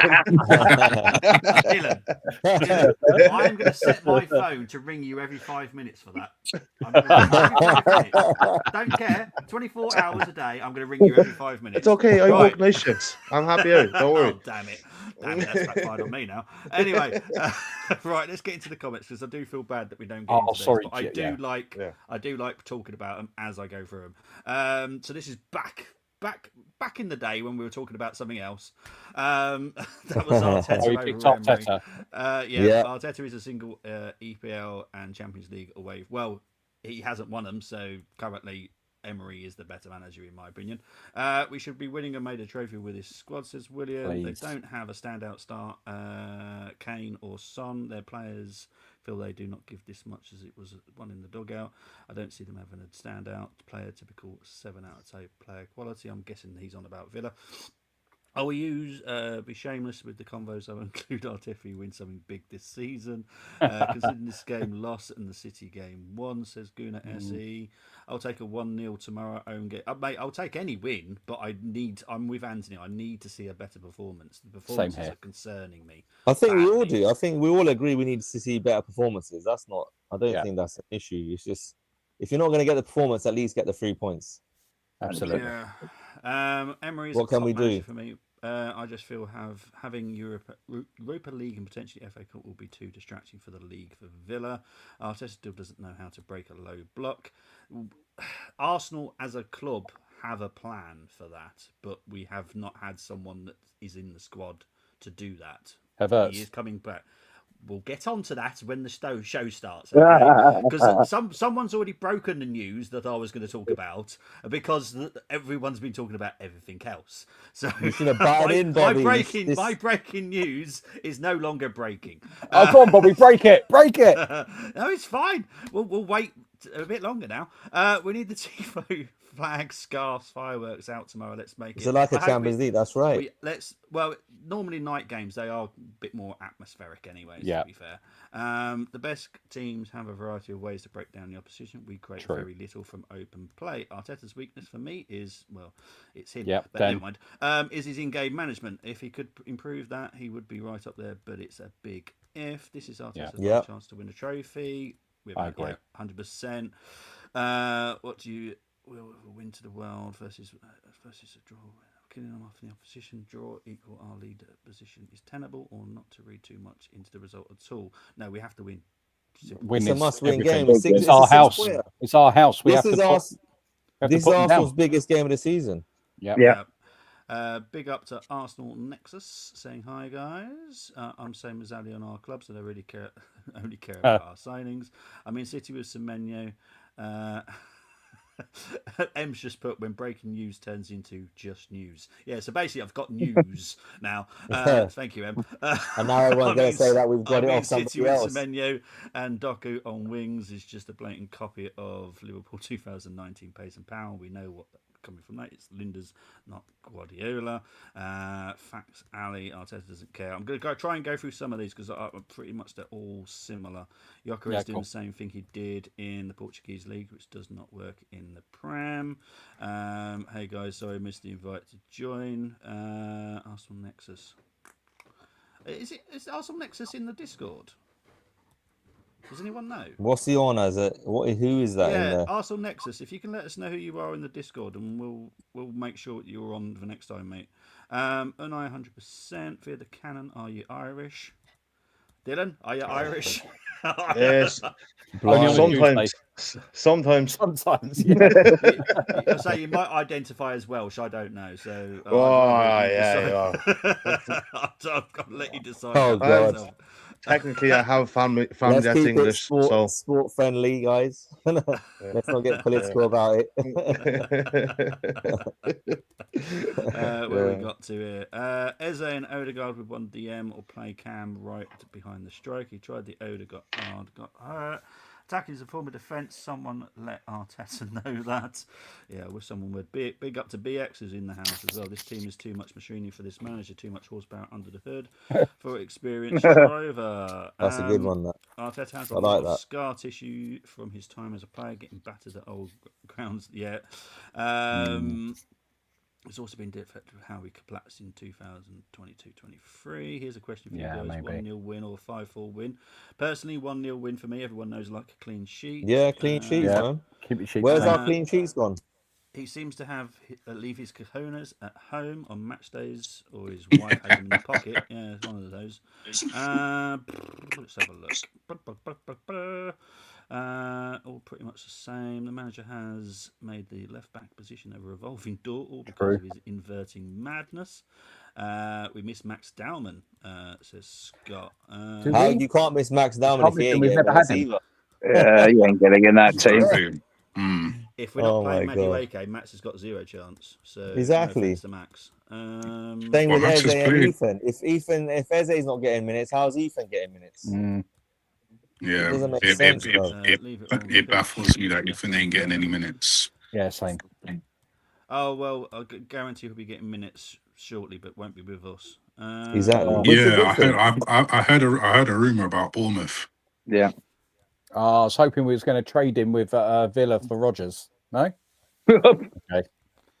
Nah. We could do that tomorrow night once we beat them. Then get that. I like it, Ali. Yeah. Process going. Yeah. Right. So 1 hour 17 minutes into the show. This has got to be a record, Bobby. Bobby, it's a record, mate. I'm going to zoom through intro. This. That's all. I'm going to see. Well, Luke's had a great idea. Cut the show into 2.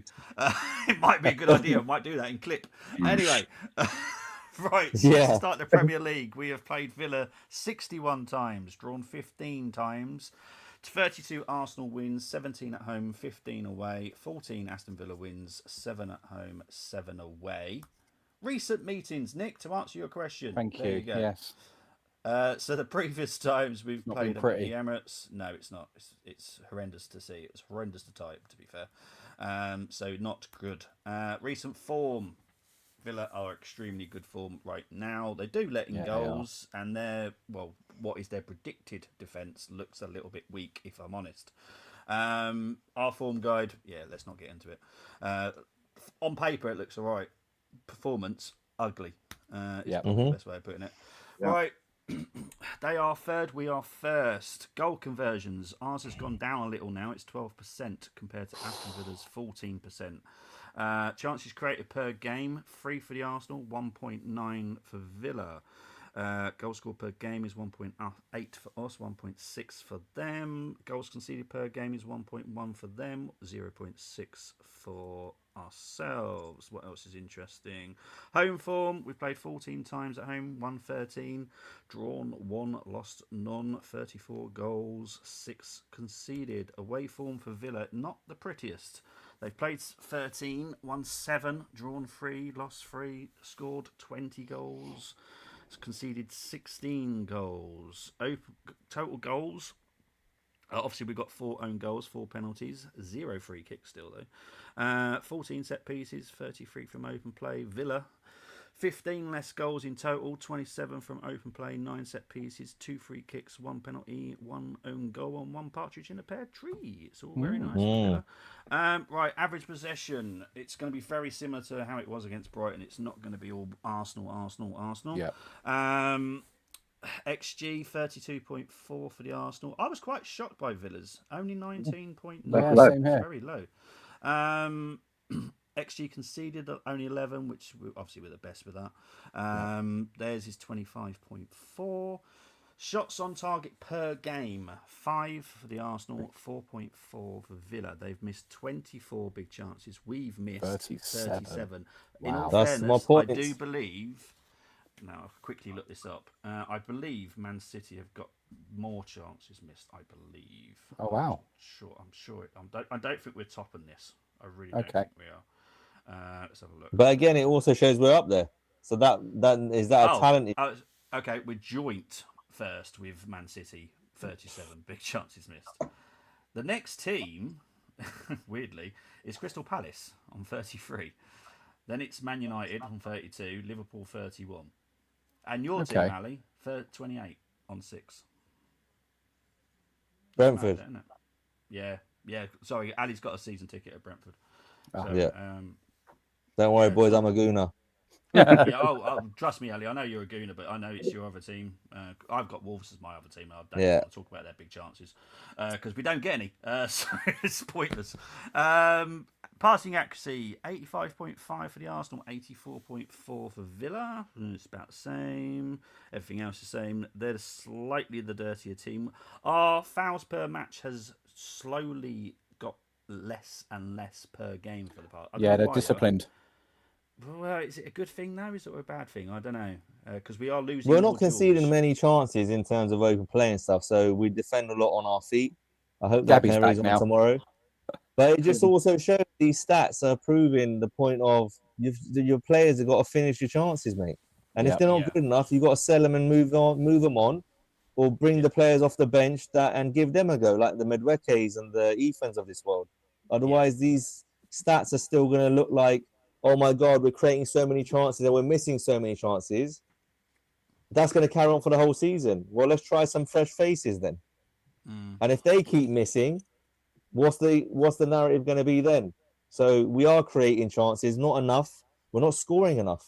We're missing easy chances. The chances that hit the post, Bobby, do those go down as missed chances? Well, yeah, 'cause it's missed chance. As in the hit, because obviously in the game it's not a shot on target.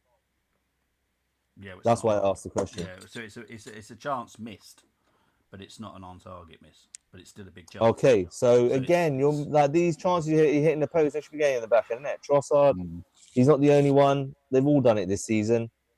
Saka, it's pathetic. So yes, Arteta should be blamed, and the buck stops with him. If he doesn't change, we're not going to win anything in terms of in-game management. But during the game, when you're on top, and he's got you playing these, and you're getting your chances, you got to make the most of them. So his in-game, what he lacks with his in-game management, the players need to make up with their finishing, and they're not doing that in recent games. Bobby, with 2 or 3, that's where we're at. Sorry, Ali. Bobby, with Havertz, are we going to play him as a 10? Is that what we're looking at? Yeah. So what I said earlier about playing a 2-striker system, it's the secret weapon. No. It's he's played at a 10 for Bayer Leverkusen. Sorry, Bobby. He has. He's paid a number 10 for Bayer Leverkusen. Even when we face, I can't remember what team we faced in the Champions League, but it was his previous manager said he can play up front on the wing, or number 10, where he predominantly was for Bayer Leverkusen, where hence why the reason Chelsea got him. So yeah. Yeah, Okay. so but I don't know. So that means Odegaard will either drop to the bench or play in the left eight. Okay, with Odegaard, it is Zubimendi will be picked or Odegaard will be picked. They will not be playing together. Oh, So it's a whole system change. This is Wow. Right, what's dropping going it. to be Basically, what really- we've been discussing for the last hour, Bobby just kept to his chest. so basically, that is You nearly the system naughty I said, boy. wasn't it? Sorry, what did you say, Nick? I was saying about the two wingers with a vocal point striker, a 10, and then two midfielders of whatever composition. Yeah, that's basically what we're going to be trying to do. Right. This is the simulation that I saw at the beginning of the I season. wondered. Right. Now we're able to do it. Now, admittedly, we needed someone else to come in at the summer window, which didn't happen, but it is what it is. But Rogers? Havertz is a huge part of this. Now, Havertz will play like Bergkamp. Gyökeres will play like Smith, Gyökeres. Henry, whatever, you know. So Yeah.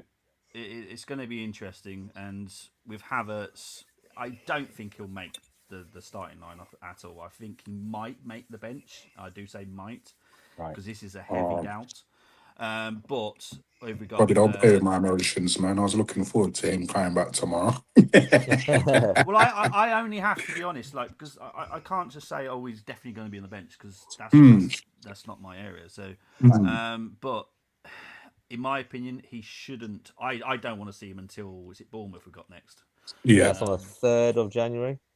Yeah, Saturday, isn't it? Is it Saturday? I would have waited till Liverpool, to be honest. Well, I just want to be certain that he's strong. That's it. I think he needs to get Exactly. some time. I think he needs to get some time at the end of games, just a little Finish run. his games. Yeah. Yeah. Yeah, it's a bit too early. White is obviously out till mid-January, but there is a slight possibility we may see him a little bit before that. Quick Mosquera, healer, isn't he? again, is someone that could possibly come back a little bit earlier as well. What's the score on? Sorry, what's the score on Timber and Calafiori, Bobby? How close are they to being included tomorrow? Sorry. Timber's a possibility, because you'll see that people have picked him for the squads later. Calafiori, unlikely for tomorrow. More likely for Bournemouth. Not likely for tomorrow. Timber Which I'm could cool be with. As long as Timber can make the game, I'm fine with that. Yeah, I think that's happy.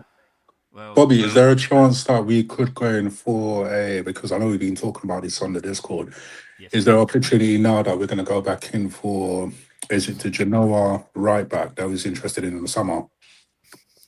What's his name? Is it Site Markets or something like that? Oh, jeez. Very unlikely it's going to be a right back. For me, my opinion, it'll be a left back. If any full back comes in, it'll be a left back, not a right Another left? back. Oh, another left back. Yeah, it'll be a left back for me. Or because what we do want, and we are very, very concerned about this, we have no backup for Zubimendi or Rice at all. Yeah. Hence why we're looking at this new Odegaard. change of where we rest Zubimendi sometimes, Odegaard plays there, and Havertz So they plays don't the see 10. Miles like that. Miles is a little bit too away from that trust at the moment. I think we'll see Miles 18 to 24 months. We'll see him in that. What about Agumes? And because remember we was discussing that again in the Discord with that. What's happened with that? Has that gone quiet? No, it hasn't been got. So the situation last summer with Agume was obviously he wasn't owned fully by the club. I think an Italian club owned some part of his whatever it is. It's weird. Now he's fully owned by Seville. Yeah, He could, but there's so many different players that we're looking at, and Buadi's another one, isn't it? Multiple spins. Say that again, Nick. Buadi? Yes, Lille Buadi. player. Yeah. As I said, just because people sign new contracts doesn't mean nothing. No. Nowadays, it's more to just secure that market value. Buadi's a big possibility because we really like him. and the guy from Corinthians as well that I've seen there looking at as well.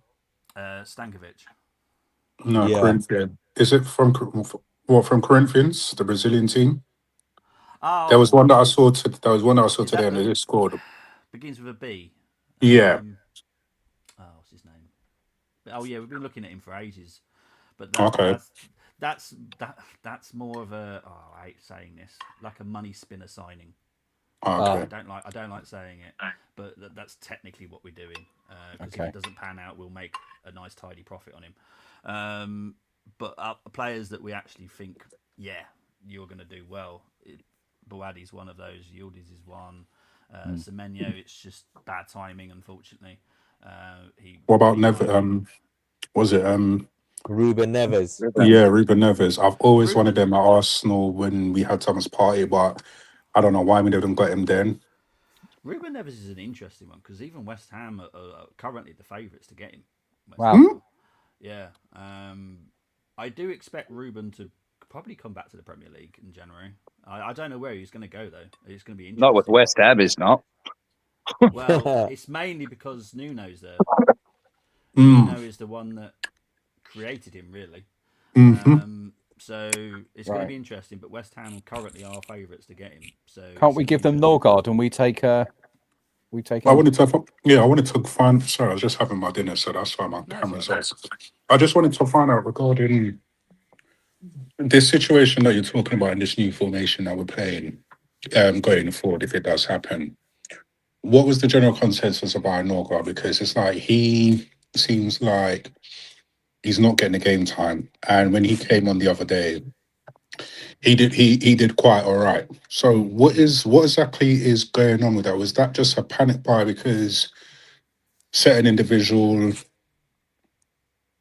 given the circumstances, he's disappeared and he's gone to another football club? That's why we brought him in, or what is the situation? Because to me, it's just like, if he's not getting played, what's the point in, what was it, numbers or what with that? Because it doesn't make sense. He's not getting played. Declan Rice is playing out of his skin, and we don't have another left eight. And I was saying in Discord, personally, if I was better, I would have gone for Catherine to run from Juventus, try to prize him away from there, because he's another person who is similar to Declan Rice to play that left eight position going forward. But yeah, what's the whole situation with Norgard? Because I don't know. This manager's like, he's not using him, and he's overplaying Zubimendi. Yeah, Norgard I feel sorry for, because I think he's way better than what a lot of fans seem to say that he is. Yeah, obviously Ali's got to see him a lot more than we all have. I just think it's Arteta. Arteta just has this lack of trust in people. Personally, I have no issues seeing Norgard in certain games that people wouldn't pick him in. Yeah, I thought he'd done well at centre back. The fact is, he's done it. How many years now in the Brentford. Yeah, 7 years, mate. He doesn't look out of place in the Premier League. Never has. So I don't understand it. It's an Arteta issue. He has this massive control issue, which he needs to lose. He's never going to, but he needs to lose it.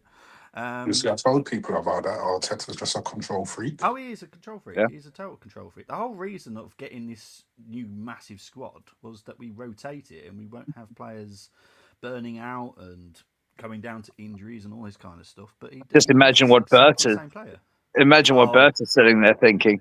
Mate, the relationship between Berta and Mikel has gotten worse over months. Really? It's interesting to see if that ever gets back again. That's good, because at the end of the day, he's not doing his part. Mikel's I don't want them to be friends. Yeah. At the end of the day, that's why I said earlier, Berta is the most important person, because if Mikel Arteta is not going to learn from his mistakes as the season is going on, and he's not going to improve his in-game management, you're not going to bring on Norgard against Sunderland when you should have, right? If you want to go defensive, you bring on Norgard. You don't bring on Mascara, right? For a start. But again, but Ali, we've already said this already in terms of, he's done this countless times and he's not learning. Like, again, with Madueke, hasn't played 2 Premier League games back-to-back, saying an unused sub, and it's just like, you're not learning from your experiences. Like, what's the point? You bought him for 65 million.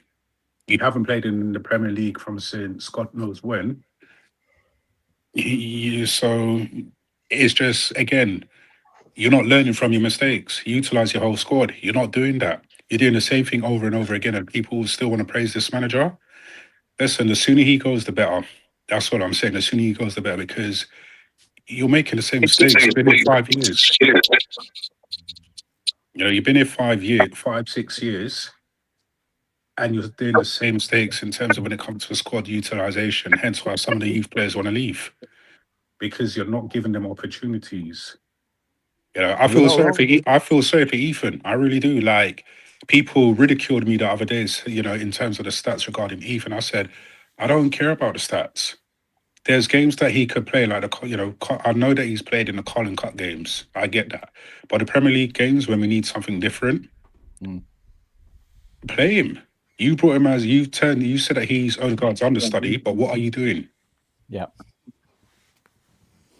Indeed. And this is why, but I presume this is why Bobby said this is why Berta and Arteta's relationship's straining, because he's not utilising the squad that Berta's worked hard to put together. It's as simple as that. Well, like I said, this Berta could be the reason why Arteta gets sacked. Just know that, that is that's what we've all known from there. Now that Berta's come in, he could be the reason why Arteta gets sacked, and if he does, Hopefully. It is what it is. I said to Bobby earlier in the season, if Arteta carries on with this mindset in terms of attitude towards a league season and a season in general, win the league and leave, because I don't want to see this year in, year out, to be honest. All the stuff behind the scenes, issues with management, hierarchy, having favoritism with players, trust issues with players. What's the point of having a big squad if you don't trust your squad? It doesn't make it's contradictions all the time.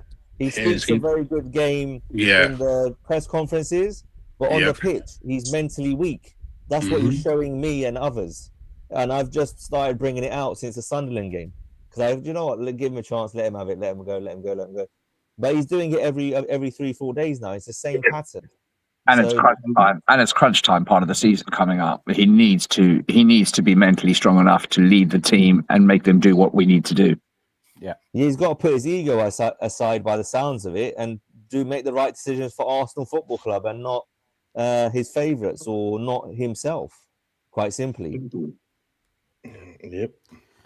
Now you want Madueke to play tomorrow from the start. He's cold. Then when he plays crap for 60 minutes, the fans are going to be like, "Oh, he's shit." Yeah. Well, no, he's not shit. He's been managed poorly. Yep. Yeah. There we go. And that's one of many examples that we have. Yeah, I agree. Right. There's an interesting person in the chat. I know it's not him. Due to the fact he would privately message me. Due to the fact I know who it is. So, I'm not even going to spend time answering this question because I know full well. Come on, the person. It's about time someone like this came in to our chats. I can guarantee you this is not the person, because the person would message me privately because they know me and I know them.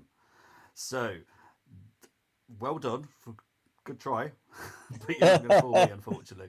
Anyway, let's move it on very swiftly. It's so funny, mate. My 5 to watch for Aston Villa.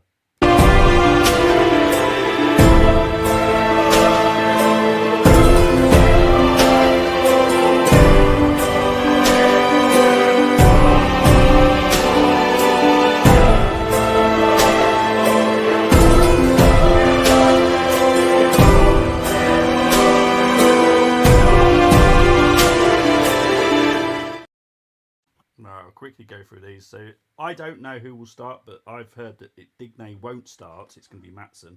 But if Digne starts, personally, I think it's a very good left back. Tielemans, we all know what he is. He's McGinn, I love him.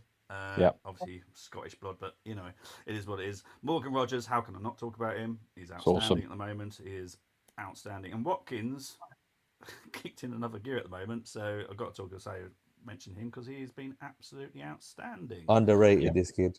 He is. Quickly on Villa, obviously they're a bit weak, and we'll get into their predicted lineup shortly. But Yeah, it's an interesting one. If I'll be honest, from what I've seen from the predicted lineup, and obviously the injuries that they've got and the suspensions or people unavailable, we should comfortably beat them tomorrow. Really, but we'll get onto the battles now, and we'll discuss it a bit more there.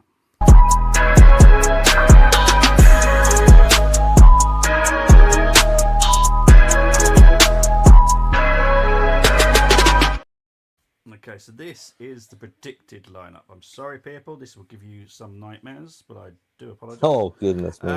We'll get onto the Arsenal one in a minute, because I guarantee that's what that response was for.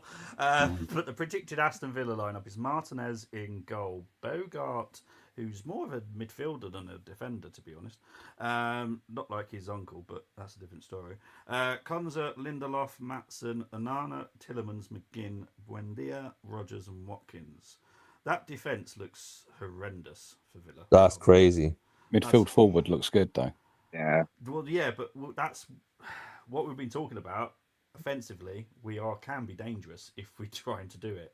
If we are on it tomorrow, which I hope we are, we can hurt them quite badly. We can for sure if that is their team. Right, now let's talk about our predicted lineup.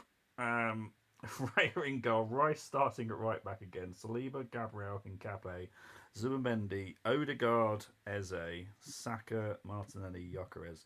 Now, before anyone comments on this, because I know you're all dying to, my concern with starting Rice, Zubimendi in the same team like this is scary, because one of those is out, we're doomed. Because we have no one backing those up. And I don't want to see Mourinho before anyone says it. I don't want to see Mourinho. Look, I don't care if you people think I've got an agenda against him. I don't. He's a good player, just not for the way that we want to play football. Sub. But if you saw this lineup tomorrow, I just want you to score it. No words, just score it. Out of 10. Anthony, I'm going to start with you because I can't wait for your number. If this was the starting up tomorrow, what would you rate it tomorrow, mate?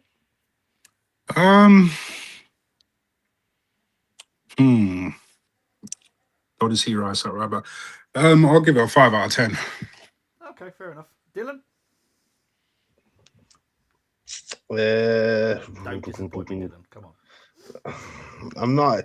It's not what I'd go with, but 4, 5 maybe. Yeah, okay. Neil? Well, okay. Looking at their defense, I mean, I'd probably rate it a bit higher than that. Purely and simply because looking at their defense, if we're going to go that strong in attack, hopefully takes the handbrake off and actually plays them. Because if that's the case, I would probably rate that a 6. 6, okay. Nick? I would go the same. I would go 6. For me, though, with that lineup, I would just rather put Rice in midfield and play a free back. Yep, fair dues. Ali? Well, that's the lineup in terms of the attack. That's what we all pretty much want tomorrow in terms of Odegaard and Eze to be in that same team in the left 8 and the 10.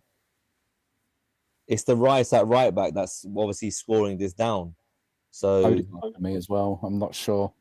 No, but in terms of obviously Odegaard, Eze, we've said it's the home game. Yeah, you want to play them together, be more creative. So we've got that. Absolutely. But then obviously we're just chopping and changing at the back. If Timber's fit, you play Rice instead of Zubimendi. So I'll give it a 6 as well. Fair enough. The important battles that I think are going to be interesting to me. I personally, if Timber's fit enough, and I personally think Timber's the key, man. Same. Yeah, he is. If Timber's over 90% fit, I'm playing him. Right? Absolutely. He's so important to us.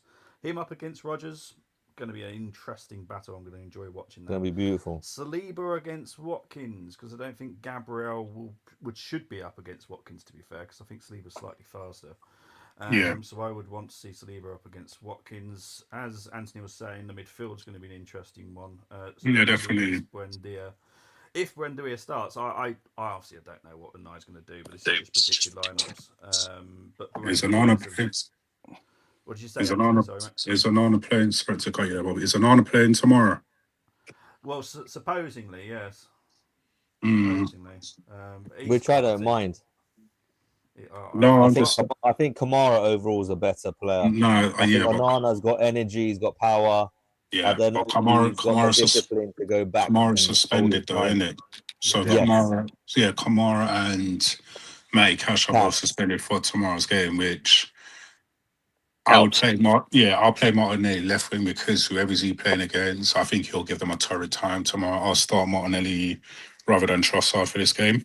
Good Just a simple, defensively. just a simple fact that who's ever playing right back, yeah. Well, we've got to turn up for this game. We got to turn up. You know, at the end of the day, as I was saying, we have to turn up for this game. We can't be scraping through. You know, we have to be killing off teams. I don't know what's gone on for us not to do so. And like I said, it's only a matter of time before we get humbled. Is Aston Villa a team to do it? It's a real possibility if we don't fix up tomorrow.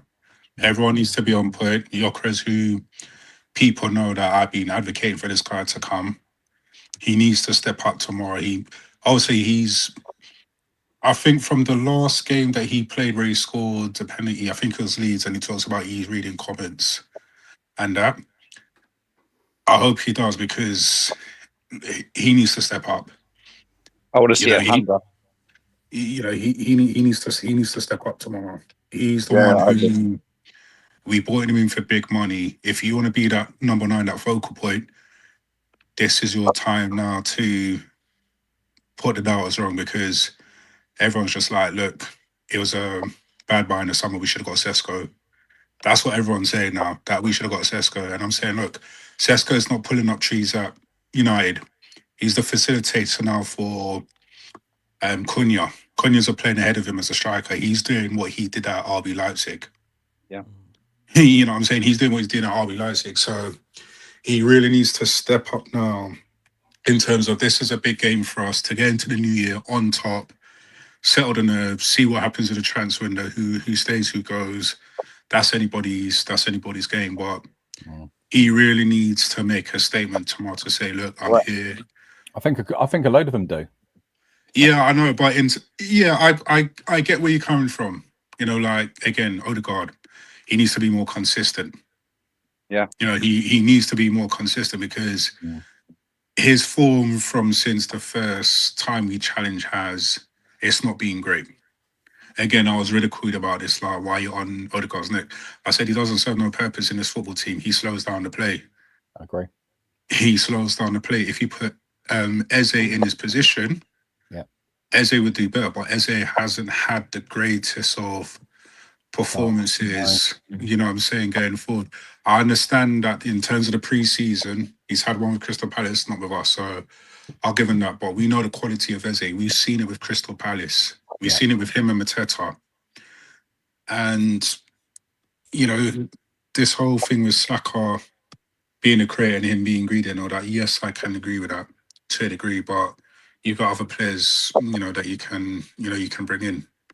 But again, the whole team needs to step up. I want to see Gyökeres. I want to see that aggression. I want to see some anger. I want to see him shouting at people when he doesn't get the ball. I swear he did that the other day. I swear he did that the other day as well, though. I swear he shouted at someone the other day in terms of not giving him the ball. Yeah. But again, he needs to work on his position, his movement inside the box. That's one thing that hasn't been doing is like, you would rather stuck in between the two defenders than he's got to be on his toes. He's got to be on his toes. Agreed. 100%. And he's not though. That's the thing. He's not on his toes. And maybe he's not on his toes because he knows the ball's not coming, and that's just an excuse for him that I've just said. But that is also a reality. So that whole front line, they need to fire. They're misfiring. There's only 1 out of the 3 in a game that are firing. We need minimum 2 out of the 3 attackers. And at least 2 of the midfielders. It's as simple as that. Yeah. Like, this is not rocket science. This is down to the players to do the job in the first half, and then Arteta to manage it. Make life easier for a manager that's very negative in the first place. If you're 2-3-0 up, the in-game management, it doesn't matter. He'll take up to players and they want to be like, oh, he's amazing. But he's doing that because he can. It's not because he's in a pressure situation and it's 1-1 and he's got to make a decision of Mascara or Kai Havertz. Do you know what I mean? I just want to see him hit the near post. So be more aggressive, be positive. We've got to smash someone at some point. Why not tomorrow? Why not, indeed? Yeah, sorry, Bobby. I think we went a bit sideways there. We're going to get to this bit again. Right? Yeah, sorry. I think we got a bit sideways there. Sorry. Regarding the winger, which Anthony was talking about with Martinelli. Now, I'm okay with either. I don't really have a favourite because I don't want either of them at the club, if I'm honest. So if I'm going to pick the worst case scenario, probably Trossard, just because he seems to do more sometimes. Bobby, can Jesus play on the left wing? Yes, he can, but Arteta. I'd rather have him than those two. Well, can I put something in there again, guys? For me, the Odegaard on the left and Madueke on the right, I feel that they are better starters, and the players that we're talking about, your Jesus, your Trossard, and your Martinellis, are better subs. Yeah. I feel like when they start, they're too much about the system and they don't perform. When they come on, when Arteta sets them on to change the game, they have more of an impact because they're all about just getting a goal, doing what's needed. And that's why I think those players like Trossard and Martinelli are better subs than starters. Yeah. So Yeah, but it's very hard, Nick. Eze starts on the left then. I would play. I'm still on this Saka on the left. I still think there's something Saka there. on the left. Because Madueke beats his man better on the right. Yeah. He does. And As I was going to say that on the left. This is beautiful. Look how many options we got, but Mikel seems to be very hesitant and reluctant to use what he's got. Marino number 9 loading. Imagine if Marino starts. Oh man! If Marino starts tomorrow, it's the same as Villa Park. What's the difference? Can I just say, I don't mind Marino coming on and playing in number 9. Just please do not put that camel in the midfield. I know. Our Miles must be like, what have I got to do, man? What have I got to do? I can run faster than him. You have to be Spanish. You have to be Spanish. That's as simple as. Final battle for me is Gyökeres against Lindelof. I think that would be very interesting, actually, because the Swedes. Not bad. He can have his days, you know. Lindelof is Swedish, yes. Yeah. I highly rate Lindelof. Actually, I think he's good. International buddies. Yeah, very, very good. Right, let's stress Ali out because I know Ali loves this part. Show some lineups.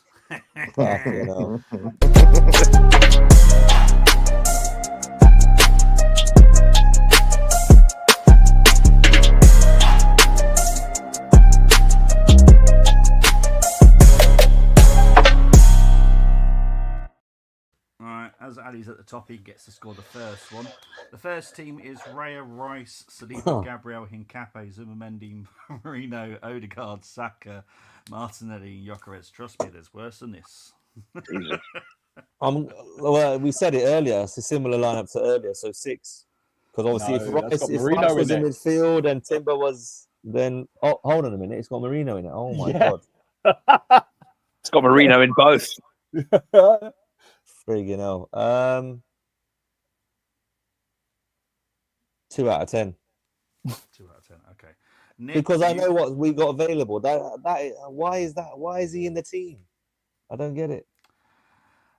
Nick, you've got this next team: Raya, Timber, Saliba, Gabriel, Hincapié, Zubimendi, Odegaard, Eze, Saka, Gyökeres on the left wing, Marino up front. What is going on? Oh my gosh, that's a 4 for me. 4? Defensively in midfield, you're fine. I mean, you're 1 player out, maybe 2 with Odegaard, but yeah, that's a 4 at best. Okay. Marino doesn't cook. Your team is Raya, Nichols, Saliba, Gabriel, Hincapié, Zubimendi, Rice, Odegaard, Saka, Trossard, Gyökeres.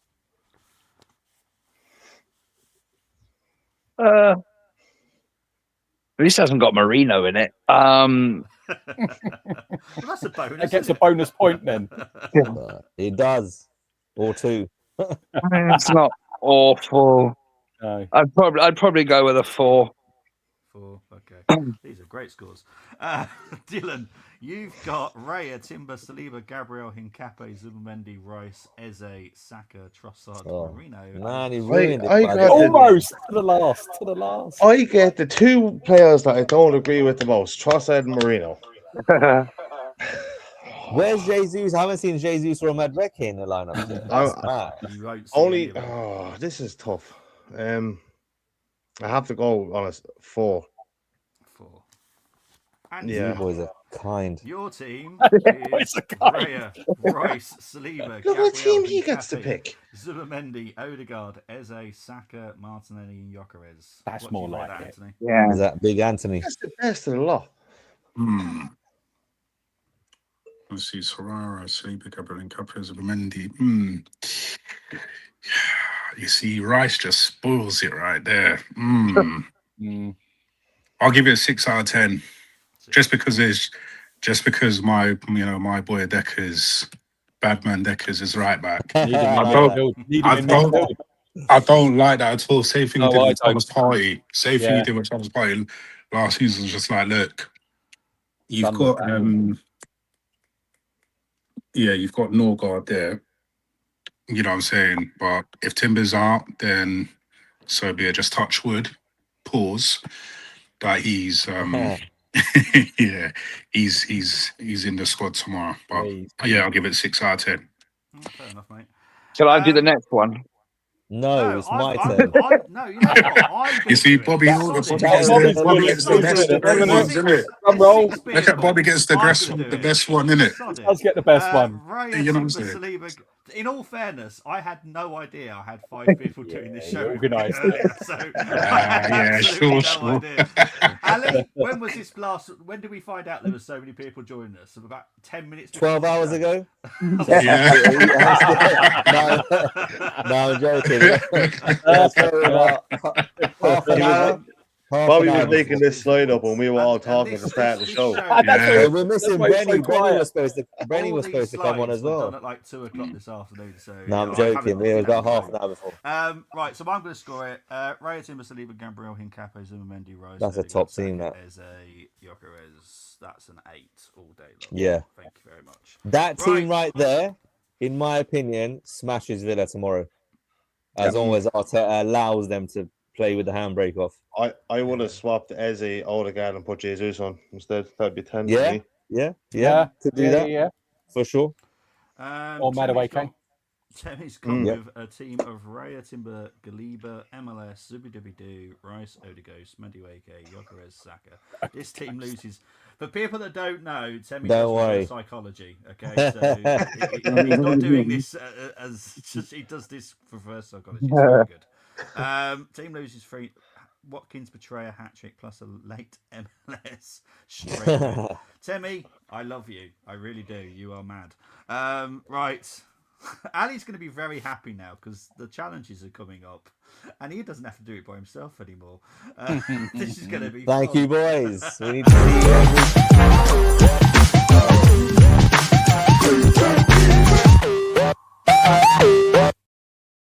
Okay, for people that have not seen the show or never played this before, it's very simple to do. Choose 5 from the Arsenal, 5 from the opposition. Beware the bongos. I will give you the bongo immediately today, so just beware of that. Oh, God. 1 defender, 1 midfielder, 1 forward from the opposition must be selected. Once you select a player, you cannot swap him. Formation of the home team is always selected. No former players, present squad only. No unavailable players.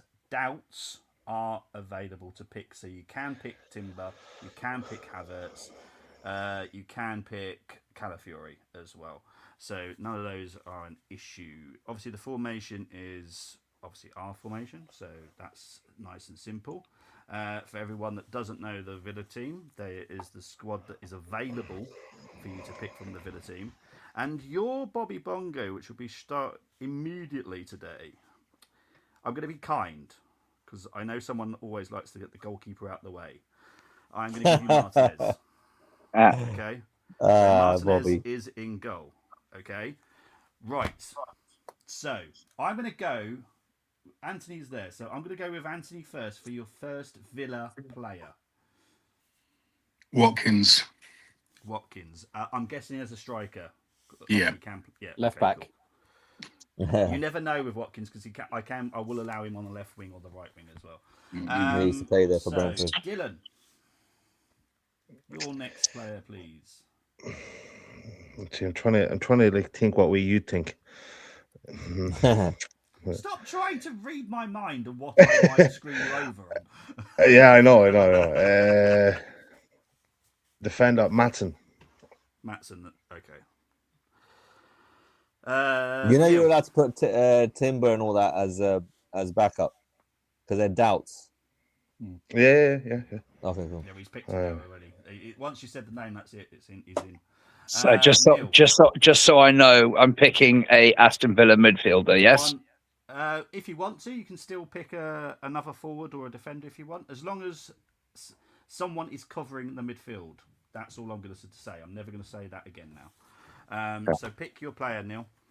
Rogers as the left wing. Yes. Okay. Cool, that's a good one. Nick.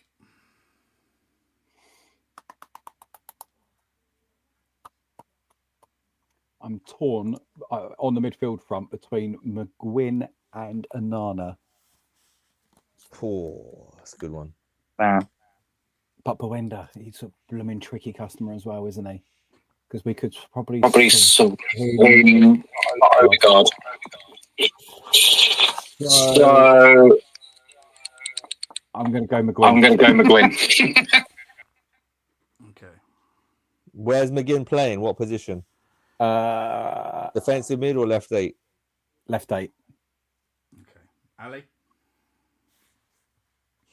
Was one to pick, right? Yep. So we got Martinez, we got Rogers. Yeah. We got Watkins. McGinn. We got McGinn. Mm-hmm.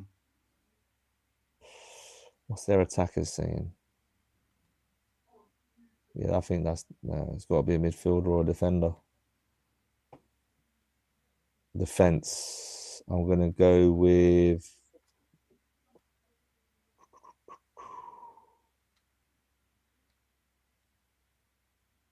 Konsa. Okay. Because I want to get a few more attacking players and midfielders in from the Arsenal. Okay, so for the Arsenal, is everyone in agreement to put Timber as the right back? Yes. Yep. No, but you got Matson. No, he's a left back. Matson's the left back. Yeah, Matson's yeah, left Timber. Yeah, lovely. Who's everyone agreeing with on the centre back? Saliba or Gabriel? Big Gabby for me, boy. For me, I'm going Big Gabby, boys. Big Gabby. Yeah, Big Gabby. All day long. Right footer. There we go. Gabriel. DM. Oh, that's a good one. So we've got McGinn left 8, Rice or Zubimendi, boys. That's good. I would go Zubi. Norgard or Norgard, just saying. That's a good shout. So Neil with Zubimendi. You saying Rice or Zubimendi? I would go Zubi. I'd go Zubi as well because I think he's better in that position. Yeah. So more votes for Zubimendi. Okay. Then we've got the one more midfielder. So that's going to be Eze because all the boys want Eze rather than Odegaard. Yep. Yeah. Everyone agree? Eze. Mm-hmm. And who do you want on the right wing? Saka. Madueke. Oh, see, this is why I was not guaranteeing this as a. Right, so that's 1-1. I've got to give my boy Saka. I was going to go Madueke because we've still got the other left wing open, haven't we? We got Rogers. We got Rogers. Okay, then Saka. If I can only pick one. Okay, Saka it is then. Saka, yeah. Okay, max score for this team is a 9, because both teams aren't full strength, to be fair. Right, so you've got Martinez, Timber, Matson, Konza, Gabriel, Zubimendi, McGinn, Eze, Saka, Rogers, Watkins. That's not bad, that. Come on, Bobby. I've got to think 9. I was only teasing. That's a very good. Exactly. So well done, guys. You are up against Get two other in. people. Let's have a look at see what they have done. So we have got Sam, who's gone with, as you can see, everyone had the same Bobby Bongo, which is why I gave it to him straight away. Martinez, obviously in goal. Konza, Hincape, Lindelof, Gabriel. Whoa. So Konza was on the right back. Hincape left back, Lindelof and Gabriel. Anana, Rice, Odegaard, Saka, Rogers, Watkins. I can't score this the same as you guys. Thank you. Because Konza, he's all right at right back, but it's not his best position. So I'm going to have to give that an 8, but it's a good team. It's just I don't like Konza at right back personally. David has gone with Martinez, Timber, Digne, Saliba, Gabriel, Nana, Odegaard, Tillemans, Saka, Rogers. That is a very good team. Solid. Yeah, that rivals ours. It's not the same point. Not the same as ours, though, mate. Still not better than ours. Exactly. Oh no, Odegaard. Yeah, no. As they call him, though, Timber and Digne, and then Saliba and Gabriel in a minute. Defensively, that's very good. Digne, I'm not a fan of, but obviously this is Bobby's. I have to go with an 8, only because Get I don't in. see enough creativity in that midfield. From what I've seen Odegaard lately, I just can't. That's good. So well done, guys. That was very good. We've got the W here tonight. We're going to get the win tomorrow. Come on. Let's have it. Right. So hang on. I've seen Brenny's in the chat. Yes, Brenny. And Luke has made up this that I'm decided to do a 24-hour stream, Brenny. You're hosting the great. No, we are nearly done. Brenny. Nearly done. We're 2 hours, 5 minutes in, but we are nearly done. It's all good. Now, are you ready for some retro time? Oh, you are, because this is going to be a good one. Retro time, people.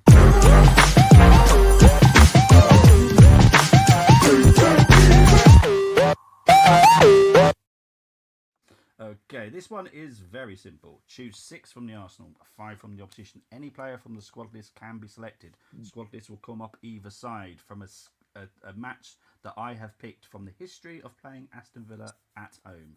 One defender, one midfielder, one forward from the opposition. Once you select a player, you cannot swap him. Formation of the home team now is the formation that you pick, so it is the current formation Arsenal have. This is the game. Oh, we'll mind that tomorrow. 2004. 3-1 to the Arsenal. Come on. Highbury. Perez with 2, Onley with 1, Lee Hendry with a goal for Villa. These were the teams. Blimey. Especially for Villa.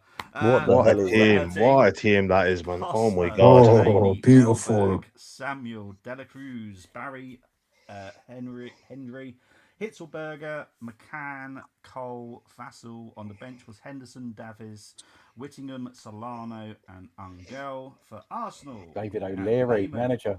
Campbell, Cole, Laurent, Toure, Fabregas, Perez, Vieira, Bergkamp, Henry. Can't we just do the 11 Arsenal players? I resent dropping anyone. No. On the bench was Taylor, Sagan, Flamini, Pennant, and Van Persie. Crazy, that bench. Please vote who you want to start with first, Villa or Arsenal. There's 6 players from the Arsenal, right? Yep. And there's no Bobby Bongos on this.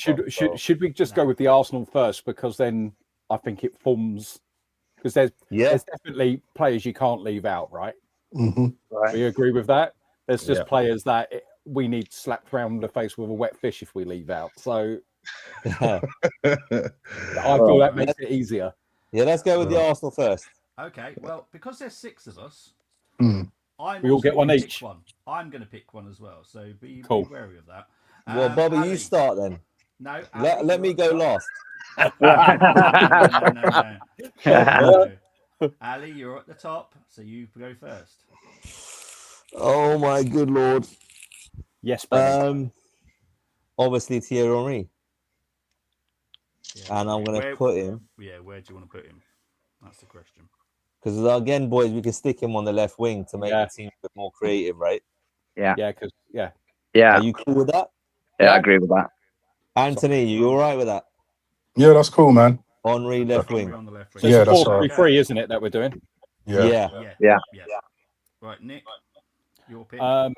Only because it would be a sin. I'm going to take. Can I do Bergkamp as the 9? No. As a false 9. As a false 9, yeah. He's not going to stay there for the game. We know that. That's just the way. I mean, Henry's not going to stay in the left wing either, is he? Exactly. But if you're looking at if you're looking at their team, one player you could bring in is obviously Cole at number 9. Is that Colton Cole? Yeah. Cole, Andy Cole. Colton. No, that's Colton Cole. Carlton. Colton Oh. Cole. Oh, I he's ain't a couple switching of in years with older. okay, on your bike, yeah. I used to play football with him in the playground. Boys, you've got to work with me here. I need Bergie as my false 9. Is anyone in disagreement here? That's fine.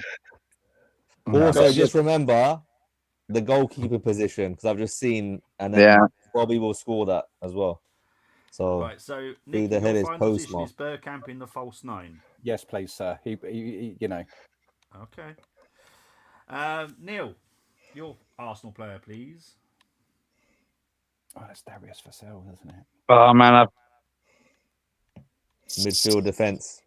I'm going to go midfield. I've got to put Vieira in there. What do you think, guys? Maybe. Yeah.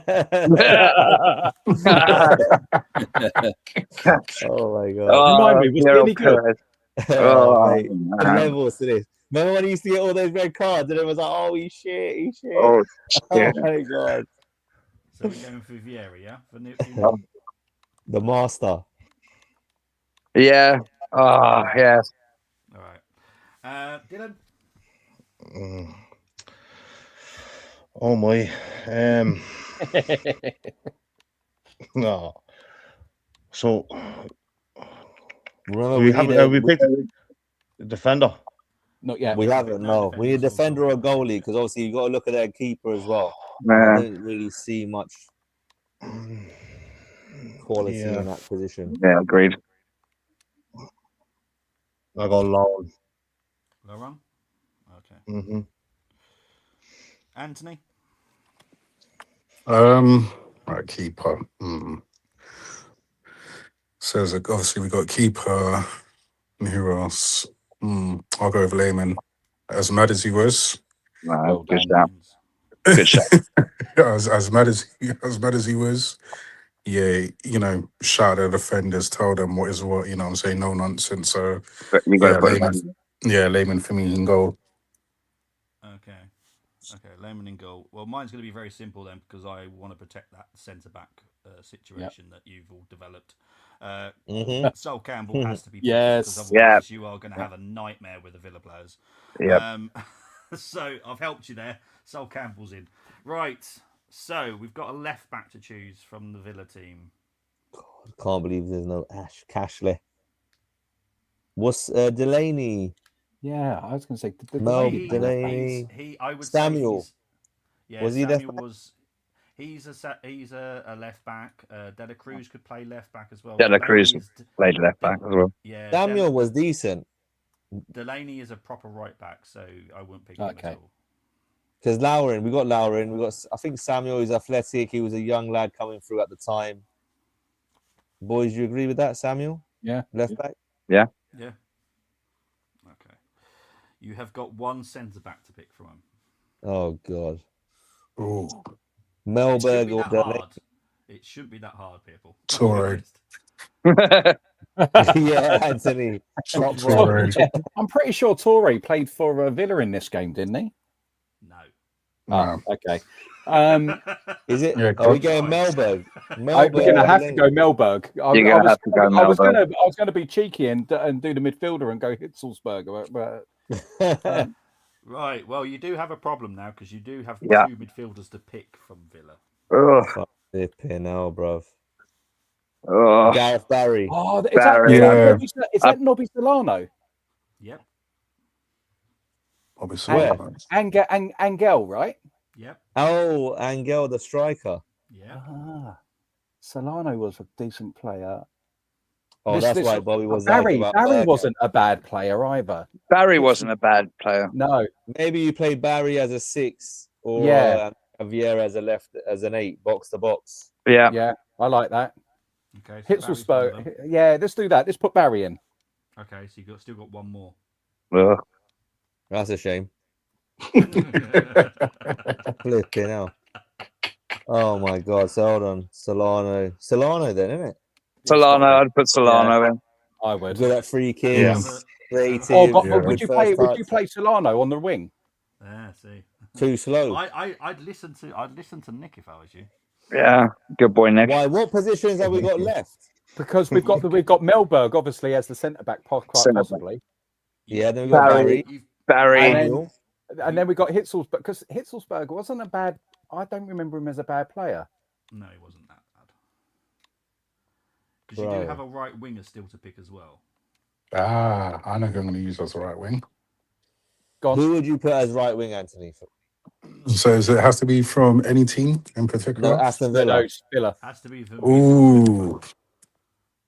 Oh, what, was you looking at Pennant? No, I was looking at Cole. Ashley Cole. Colton Cole. Is that Carlton Cole? Yeah, it's Colton. Yeah, Cole. that's Colton Cole. Yeah, turn it down. I should have wrote Colton Cole now. Shouldn't I? That's right. Well, I knew it was him. Cole. Darius Lascelles. I went to school with him. I played football with Carlton Cole in the playground. Good guy. We messed up with the Burkamp Henri thing. We should have had one of these lot up front. Yeah. And then we could have had. You'll see. But it's a crime for me not I know to pick Bobby. Bogey. I know Bobby, man. Hold on, He's is that rinse us. David? If we didn't put Lehman in goal, it would have been an auto fail. I'll tell you that. David.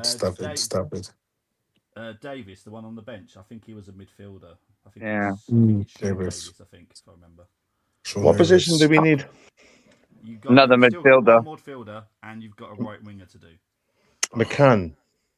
So Solano on the wing, and then let's put maybe like the boys were saying, Hitzelsberger or McCann. Yeah. I think McCann.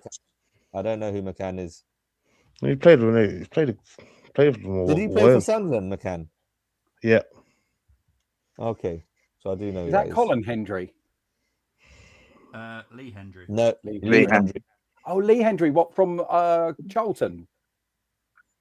Well, he's from Aston Villa. Well, let's put McCann in. Friggin' hell. We've messed up. Who are we doing? Solano on the wing. Solano on the ring. And who's that one last midfielder? Because that's I think Grant McCann. You sure it's that's Grant McCann? Oh. Yeah. I don't know what McCann you think this is. You thinking Neil? Because Neil was the only decent McCann that I can think of. Oh, I don't know. So we need a defender, a midfielder, and a forward, right? No, defence is all done. All right, that's done. Yeah, just a midfielder left. Just one midfielder now because you've got Solano on the right wing.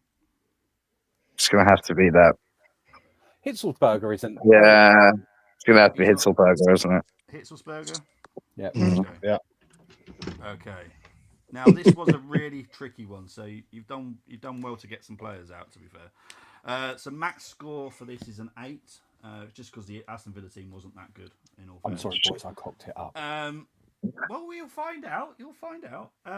So they have created a team of Lehman, Laurent, Samuel, Campbell, Melberg, Vieira, Barry, Hitzelsberger, Solano, Henri on the left, and Burkamp as the forward. Now, I can't give it an 8. You'll see why in a minute. It's going to get a 7. Yeah, Burkamp as the false 9, not for me. It has been Reyes as a false. I would have put Reyes as a false 9. What you could have done, you'll see in a minute. Burkamp, you could have put as the 10. Yes. Put Henri on the left. Many times, yeah. And you could have put Van Persie up front. Any other options than Burkamp? But back then, Van Persie wasn't what he was when he got into the squad. Yeah. Well, true, but I never just go on to what they were like in that day. It's whether or not they made me smile. If they didn't make me smile, like certain people on that team, then I don't know them. Right. You are up against David and William. I'm going to go with William's team first because it just needs to be dealt with. Lehman, Delaney, Cole, Melberg, Campbell, Barry, Vieira, Burkamp, Solano, Whittingham as the left winger, Van Persie. I can't give this an 8. Not on your Nelly. But you're not going to get autofail, so that's good. 7. No, actually 6. 6. You've got a better left winger in Henri. Now, David's. I quite like because he's created something a little bit interesting here. So Lehman in goal, Delaney, Samuel, which I'll accept. He was decent. I wouldn't say he was fantastic, but decent left back. Campbell, Melberg, Vieira, Fabregas, Hendry, Perez, Angel, Henry. Now, I normally would look at that midfield and go, not much creativity. But with Perez, Angel, and Henry up front, who gives a shite about that? Yeah. We'll just go at it. You've still got Fabregas feeding them. Yeah, that's true. But that's an 8, so well done, David, and well done everyone for playing. Well done. Indeed. Sorry, guys. Right, my Bergie love killed us. Luke saying what a team that was. Any of you or in the chat, happy early evening. So Brenny's looking for people that are available for early. Always, Bren. No, the wife won't let me. Bergkamp did start off as an 8, but everyone knows how much I love Bergkamp. He's one of the people that I have actually on my shirt. I have a signed short from here beside me. Exactly. So, yeah, not for me. Lehman, Delaney, Campbell, Melberg, Dela Cruz, Hitzelsberger, Vieira, Fabregas, Vassal, Van Persie, Henry. That's an 8 as well, mate, to be fair. Dela Cruz, again, not a bad fullback. No. Brenny trying to guess who does the challenges. Mo brings up perfect time, which is he's changed the Aston Villa team change. Aston Vanilla. Interesting. So Mo going for 4-0 to the Arsenal, which brings me perfectly to Anthony. What's your prediction for tomorrow, my friend?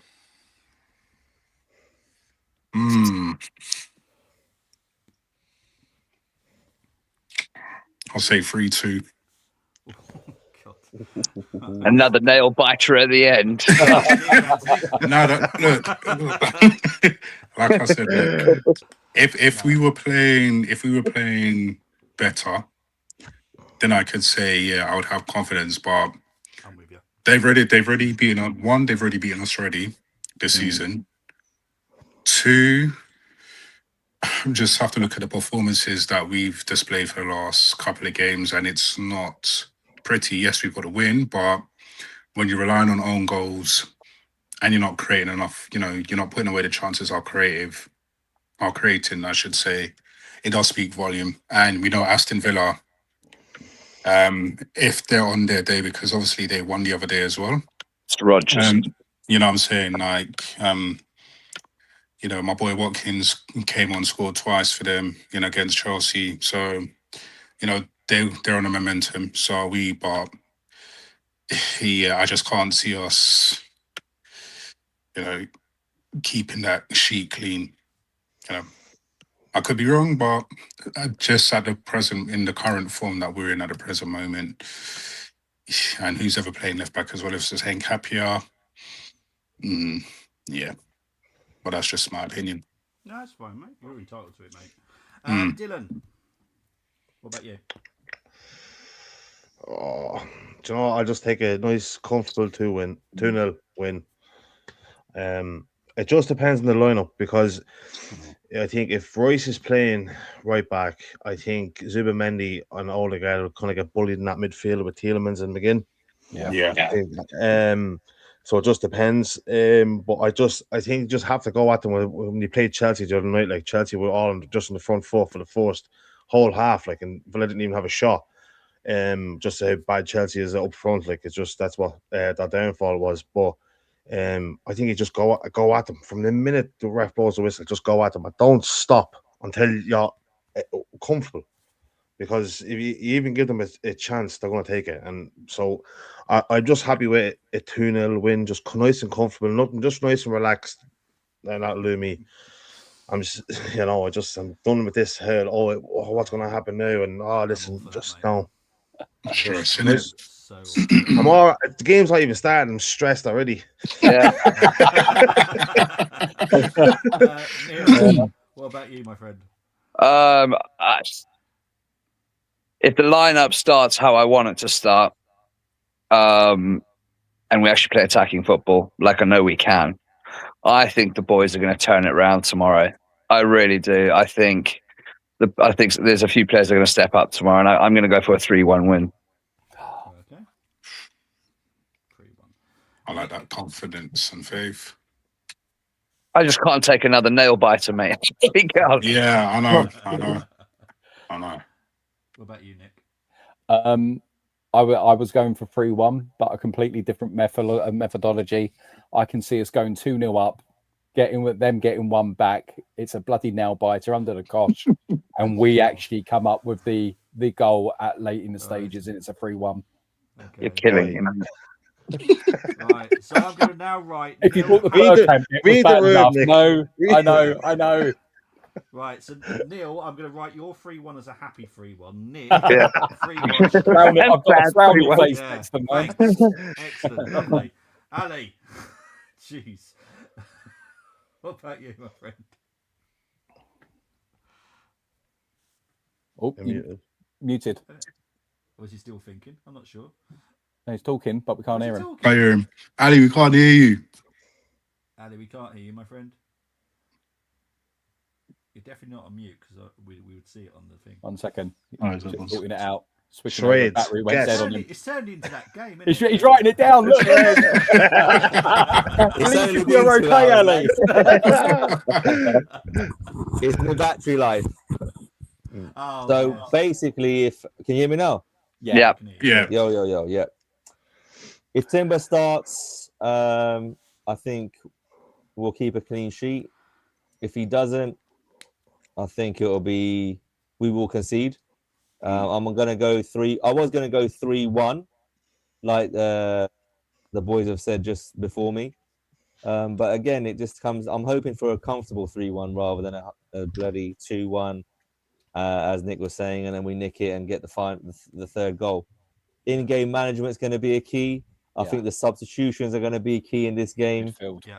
Big Gabby starting for me is very important for us to set the tone in terms of pressing up high up the pitch, defending their corners, whatever they throw at us, to manage Ollie Watkins and whoever else they got up front with them tomorrow evening. Onana is going to be crucial for them. So we need Declan Rice in that midfield, to be quite honest.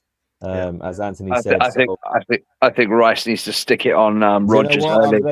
I'm gonna go against what I've said, and just so it's a change of a result or a scoreline on the predictions. I'm gonna go 3-0 Arsenal, but realistically we will concede a goal. But again, it depends on the lineup, as all the boys have said. Timber needs to start, Big Gabby needs to start, and then God knows who he's gonna play up front. So. I'll be disappointed if Gyökeres doesn't start, because I think this is a game like the first game at Villa Park where he could get a bit more joy because they are going to press us high up the pitch. Yeah. That doesn't mean he's going to play well, but with his attributes and the way he's set up to play for us, I think this is a game where he can stretch the pitch and allow Saka and the left winger, whoever that may be, with a bit more space. But he needs to do a lot better than 0 touches, 0 attempts, like he had at Villa Park, that's for sure. I was just about to say, didn't he start for that game? Yeah. Second half. Oh, he started second He half. brought on Trossard in the second half, and he brought on Victor Gyökeres, and we looked really good for 15, 20 minutes. We scored, and then we sat back the typical Arteta way. So take it out of Arteta's hands in the first half, because he doesn't tweak a lot in the first half. Try to go 1-2-0 up in the first half. Absolutely. And then that will allow our manager to manage how we as fans want him to manage the team and the players through the game. If we're 0-0 at half time and it goes into the last dying embers of the game, we all know what's going to happen. Yeah, I'm going to switch off. It'll be negative. I'm going to punch my dog. I'm joking.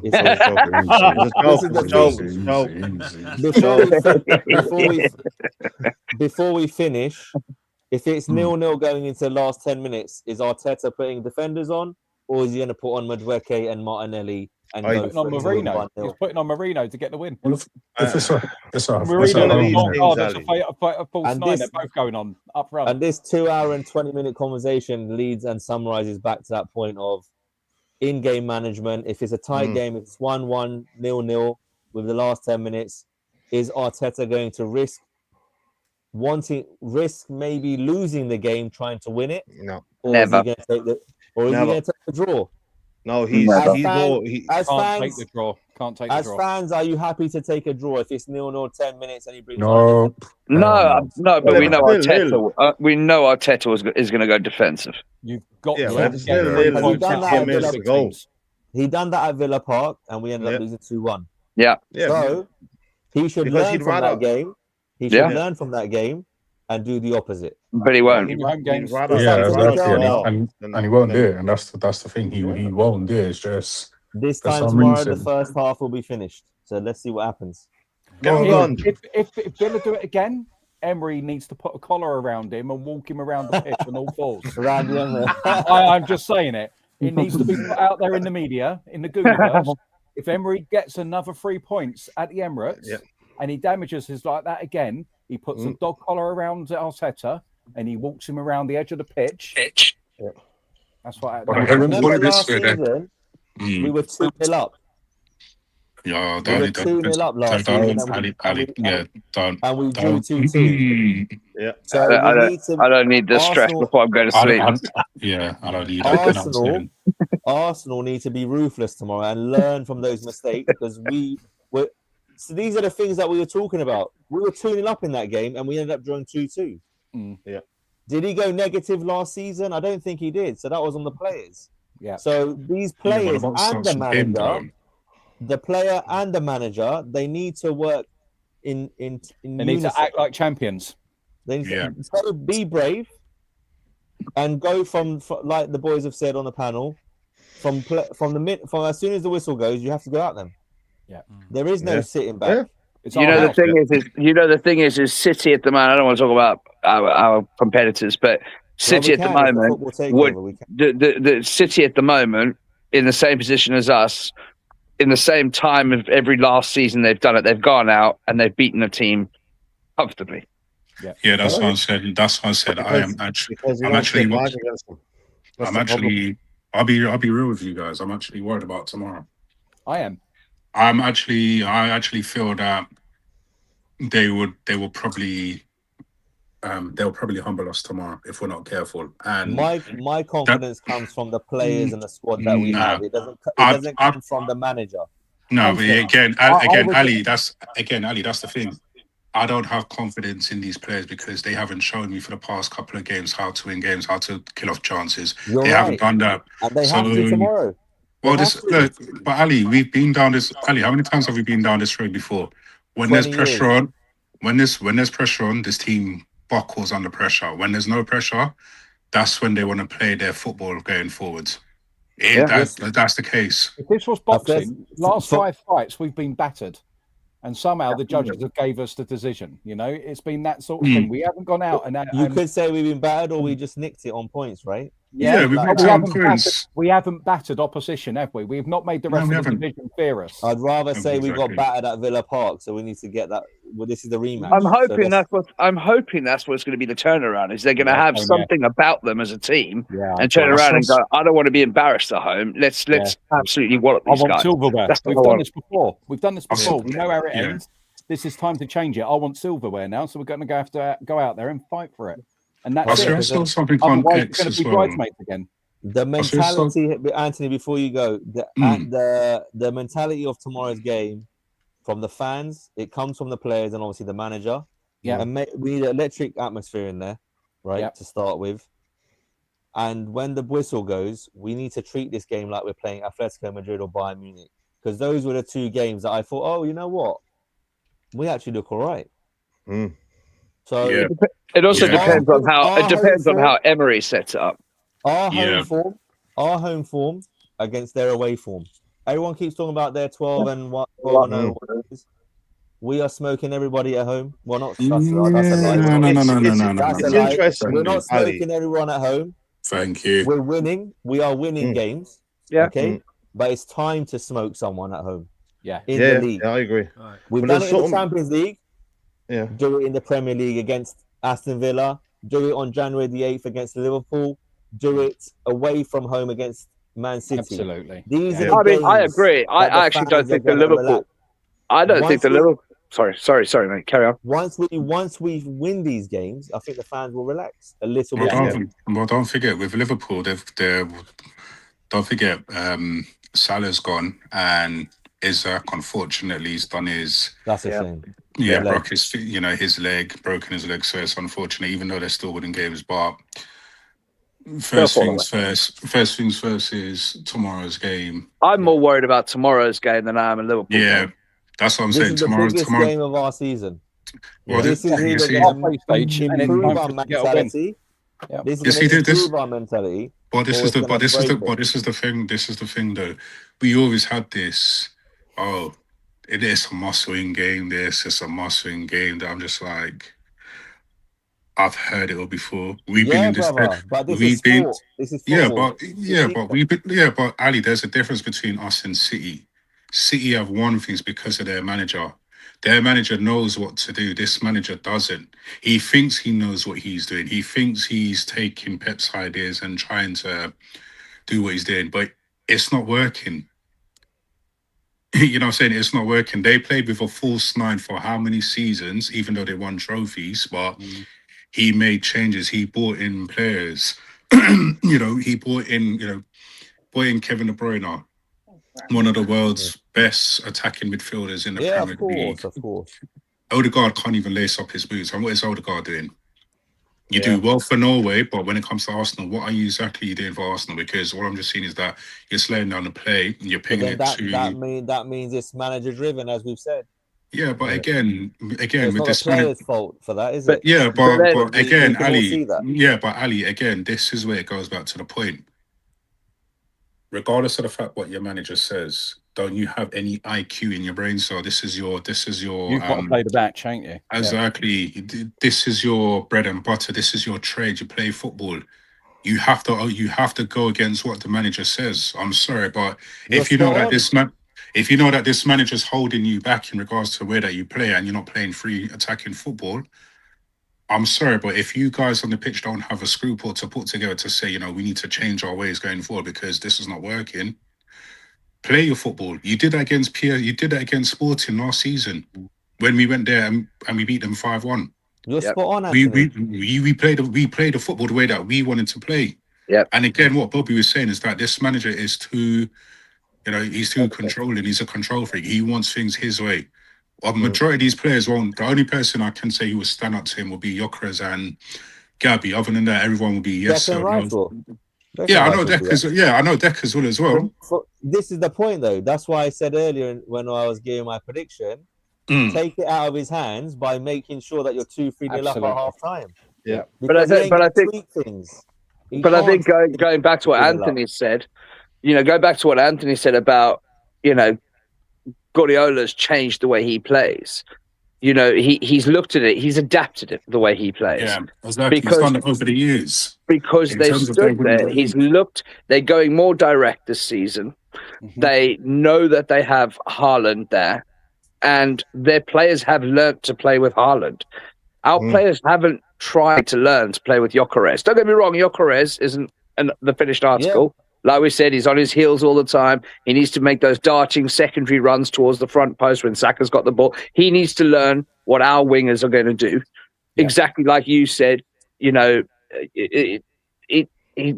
have to adapt. If we're going to be playing against Villa, you can damn well bet that Emery is coming there with a game plan. Yeah. He knows how he's going to play.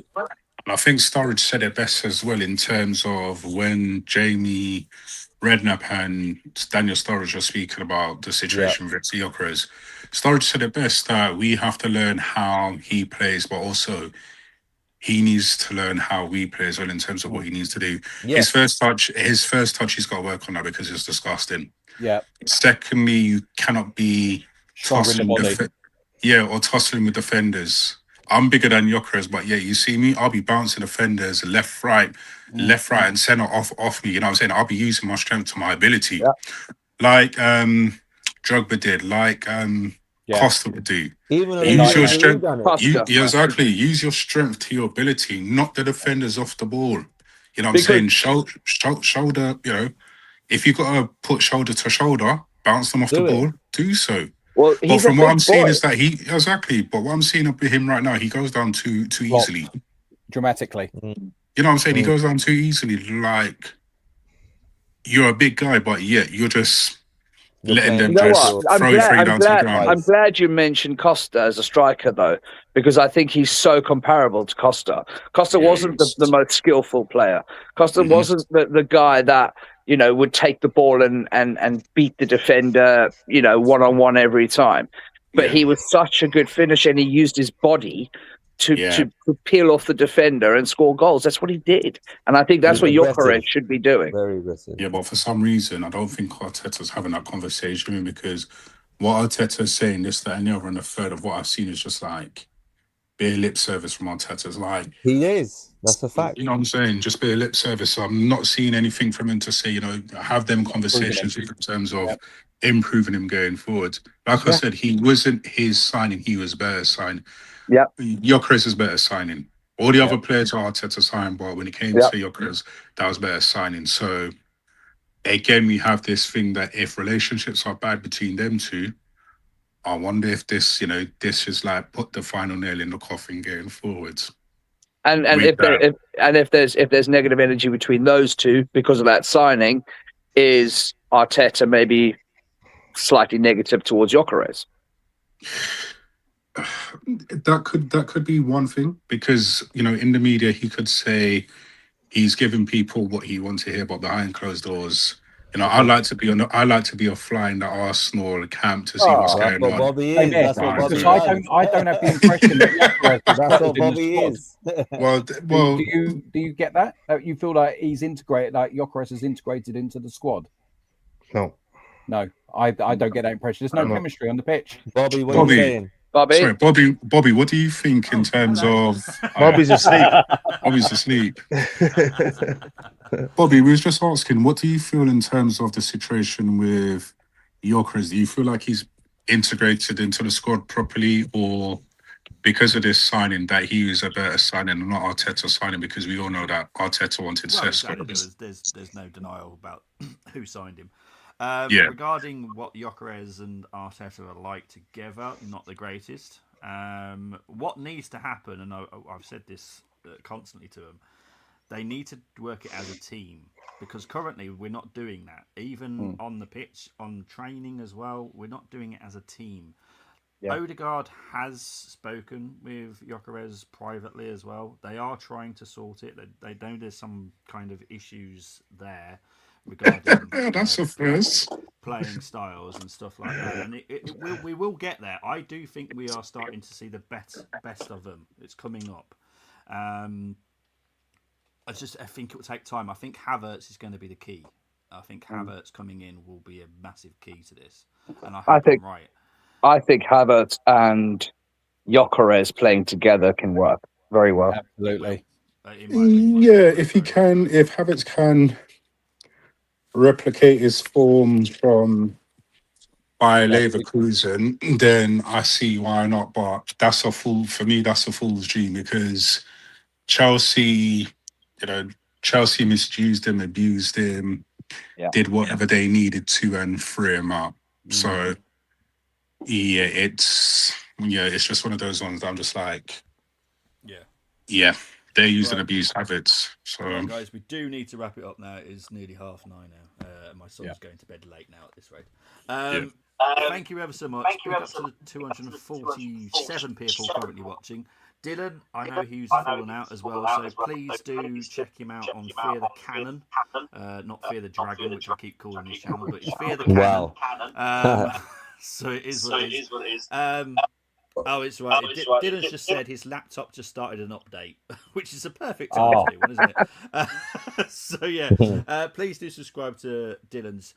Has anyone else got a channel? Nick, do you want to share? I'm Geeks of Muckleby, but I'm not really doing much with it. Okay. It's there, it's dormant, but I'm with the Arsenal boys. Right. But apart from that, Neil, what about you, myself? No, mate, I'm just on the old Discord every now and then. I'm jumping in and out.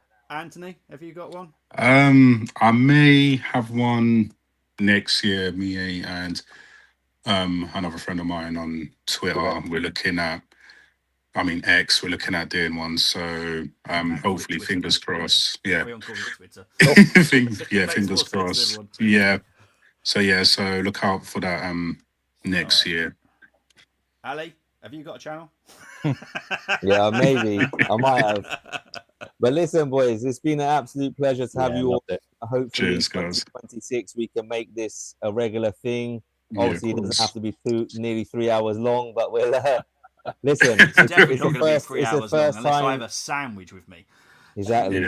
Listen. It's been great. It's been amazing. I think it's been good football chat, good sensible conversation about the Arsenal. So yeah, at Football Takeover on YouTube, on X, TikTok, and Instagram. It's Football TK Over. Please do go give us a follow and a subscribe. And yeah, share what we do. There's a lot more content coming, short format clips, etc. Within due course. But yeah, most importantly, I appreciate you all for coming on, and hopefully you can join Bobby and I in the future, lads. Really enjoyed it. Thank you. Cheers, thanks, guys. As for me, as everyone knows about my private situation, Yep. I hope to do a stream on Wednesday. But obviously, if I get a call and I've got to go in, then I will let Ali know and we'll come up with a plan. So I'm not going to plan. I'm not going to say anything about future streams at the moment until I've had this sorted. So I will see you very soon, I hope. That's all I will do. Big up to Gary as well, as joined us saying hello. Gary. Good night. Thank you very much, Gary. Guys, sorry in the comments. I know I normally put everyone's up, but honestly, if I put everyone's comments, we would still be here. So, guys, take it easy. Enjoy the game tomorrow, and I hope to see you very, very soon. Take it easy. Thank you. Take care. God bless. Cheers, guys.